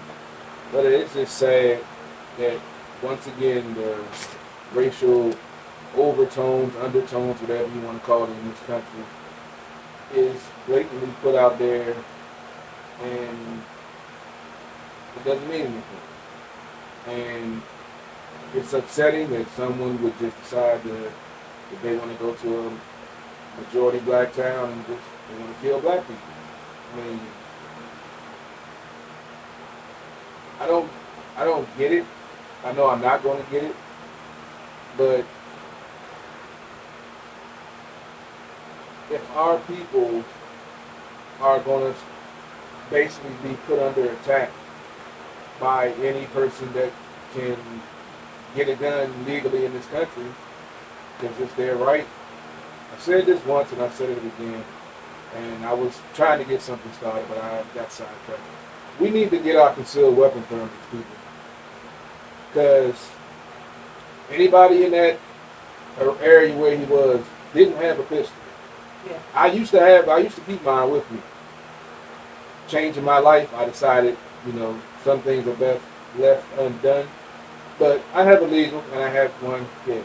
So when unfortunately in this climate, after the last 4 years of who was in the White House and the things that he awoken in some people in this country, and in this new day and age of technology where folks feel they can say whatever they want and there's no repercussions and they can do whatever they want, there's no repercussions because they can find a way to justify it because of whatever.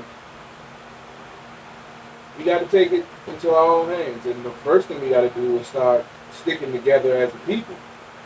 And instead of when we're having so-called black-on-black violence in our own community, we need to do something about it. Back in the 70s, 80s, okay, maybe they didn't call the police, but the motherfucker that did it wasn't going to do it no more.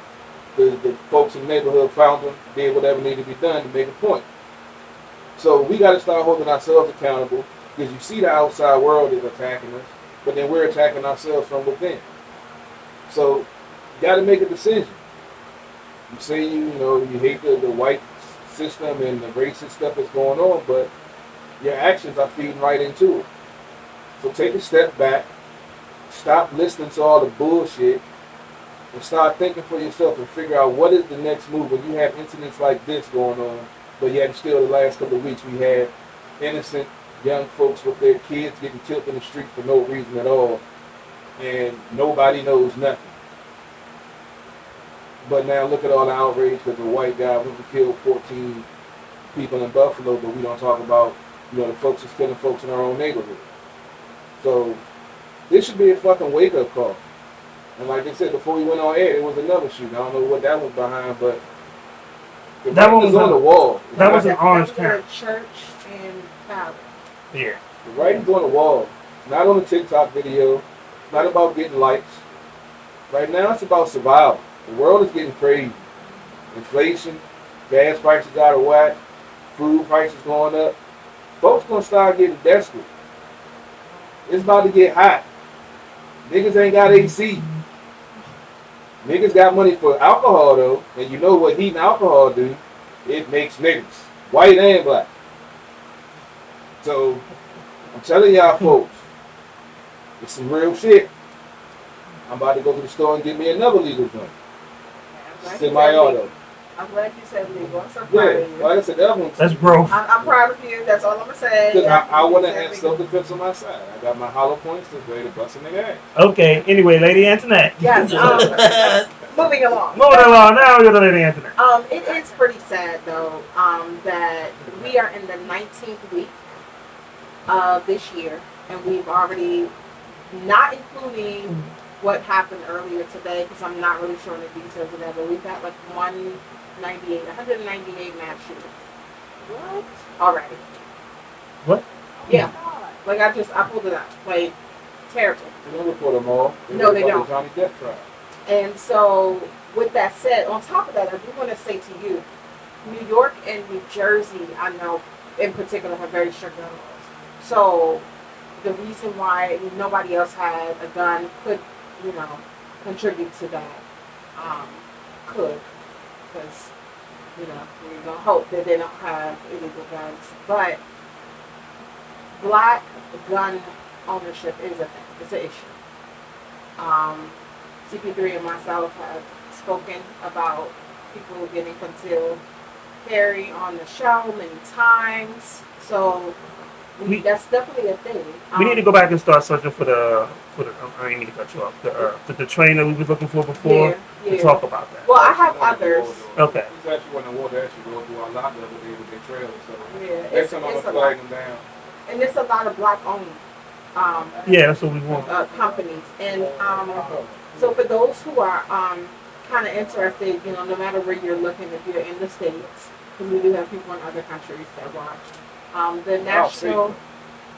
Well, no, because we had somebody who was inspired by American neo-Nazis in New Zealand. That was not that long ago. And so we're a bad, influence on the rest of the world. It's terrible. But for those in the States, we know about the NRA, but there is a National African American Gun Association. So look into that. Google it, looking into that. And these gun associations, a lot of times they'll point you to the right direction for training. They'll give you information on the laws for your state. But that's very important for us to do. And believe it or not, this is one of the few times that me and CP3 are on the same side of things. That's why. Very few times this happens, but definitely I do encourage people to go get their concealed carry. I'm gonna take you said I'm right. I'll take that back. I didn't say that you were right. I said we're on the same side of things. That's what I got from you. Of course you did. Anyway, you see, this is why I don't like agreeing with him, because he gets ahead of himself. But I mean, it's really sad. And the gentleman in Buffalo, he had a gun, and when you look at the footage, he had a GoPro. When you look at the footage, it looked like a video game. Yeah. And he had this gun, and on it was the number 14, which white supremacists, they have like a creed, and it's 14 words in that creed, and that's what they use the number 14 for. And then it had, I don't want to get us shut down, but because he says it all the time, but I want to make sure that we're good. It had the N word on the end of the rifle. Yes, they will shut us down because we said it, but they didn't. We both say it. Yeah. But no, I mean, I'm just saying, if I type that on Facebook, I'm gonna go to jail. Yeah. But whatever. But that's what's on his gun. So he, now they're talking about, we're going to talk to these people and these people. They have the feds involved trying to see if it is racially motivated. And I'm like, so the gun, what do you think it is? Why is that even a question? But and next thing you know, we're going to hear it's the same thing at each time. He was traumatized as a child, and he doesn't mean anything. He would never do something like that. And then they're gonna say he's not competent to stand trial and all this crap. And we're gonna hear these. Yeah. And that's unfortunate, but it's tiring. It is. It's tiring. So, I guess I'll say my piece and I'll in the show. Do you know what the most dangerous job I ever did in my life? What was that? Being a black man in America. Mm-hmm. Since I was a teenager, black men have been an endangered species. They've been hunted. Literally. And it's sad because the circle continues. The cycle continues. It's like 2 steps forward and 10 steps back. And it's so hard to get ahead when so much is used to keep you down. And it's crazy. I remember when we was on the air, we was at the harbor. We were on the air that night, and there was a shooting in Texas. And they thought it was the black guy, and they immediately swarmed him because he actually had a legal gun. And they just automatically swarmed on him, and then the other guy, I think he turned out to be black, but they killed him with a robot or some shit like that. Yeah. And it's just amazing that how many times a live serial killer, white serial killer, comes out of these scenarios. Yeah. I'm just wondering what fast food restaurant he went to after the shooting. because it shows how much you value our people, our culture. When basically when we see how reaction, um, all the way back to from the police brutality to police, killing to from the Freddie Grays to the Joy Floyd to the Sandra Bland, like it goes all the way back to the Trayvon Martin. Like it just shows you that we're not valued as people in this society, and it keeps happening. That's the thing. It's been happening. Yeah. And social media, camera phones, and all of that, it just sheds light on it. Yes. But it's been happening. Oh yeah, definitely. Well, just like we were talking, I think CP3 just said, they don't publicize a lot of They don't. I mean, still, I remember learning about the Bernard Getz case as a child when I first moved down here from New York. And then I remember watching, like about when the pandemic stopped, so you just watch shit on Netflix because you ain't got no, because you be bored. And it talked about this. Yep. And, like, clearly this man was crazy, and he was racist, and although he claimed these people he was trying to mug him, he shot most of them in the back.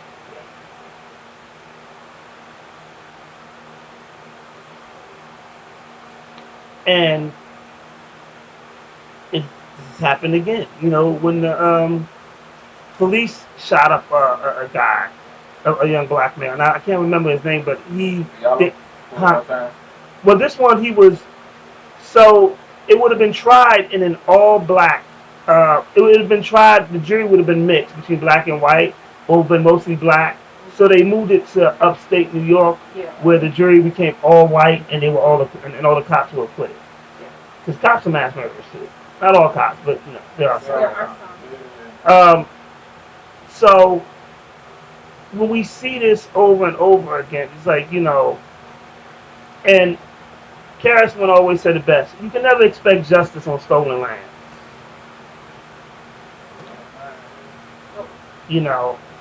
I don't even expect justice out of this situation. Well, when you say justice for who? This justice system was Ain't not made for designed us. for us. Yeah. This justice system was designed to keep us restrained. So That it is. It's difficult for us to come out of that situation when it was never for us. That is so true. That is so true. So that's all I really got. We like to thank our guests, Melissa V Neal. Whoop, whoop. I didn't know my mic was still on. We'd like to thank Super Dave. And a big shout out to D. Thanks D for coming out. Like I said, I think it's always good. We leave on a happy note. I think it's always good when you have a spouse that supports your dreams and make sure you're good. So right. It's important to have a team, and if that team includes your spouse, even better. Now we can only find a spouse for CP3. Man, I've been trying, man. I've been trying. You gave up. You started strong in 2021, and then you just. No, I'm trying to tell you, I've been trying for years. I just don't understand. The first time I realized he had bad taste in women, that was. That was 2009. Was that 2009? That was just something I did to piss people off. Nah, man. The fact that you was dealing with that at all, I was like, oh. We wasn't living together. I said dealing with that. Oh, why? So you want to stop hating on strippers, man. Nothing wrong with dating strippers. So we're gonna end this with Renegades. Get up, and we're just gonna pray for CP3. I'm like, hey, the show just started. And we'll end this. Oh, you're absolutely correct. I didn't even tell no doubt. That day. You had a ratchet one come to a company event, sorry. We deserve it. And we ain't gonna talk. Run, young. That boy Peace was crazy. No.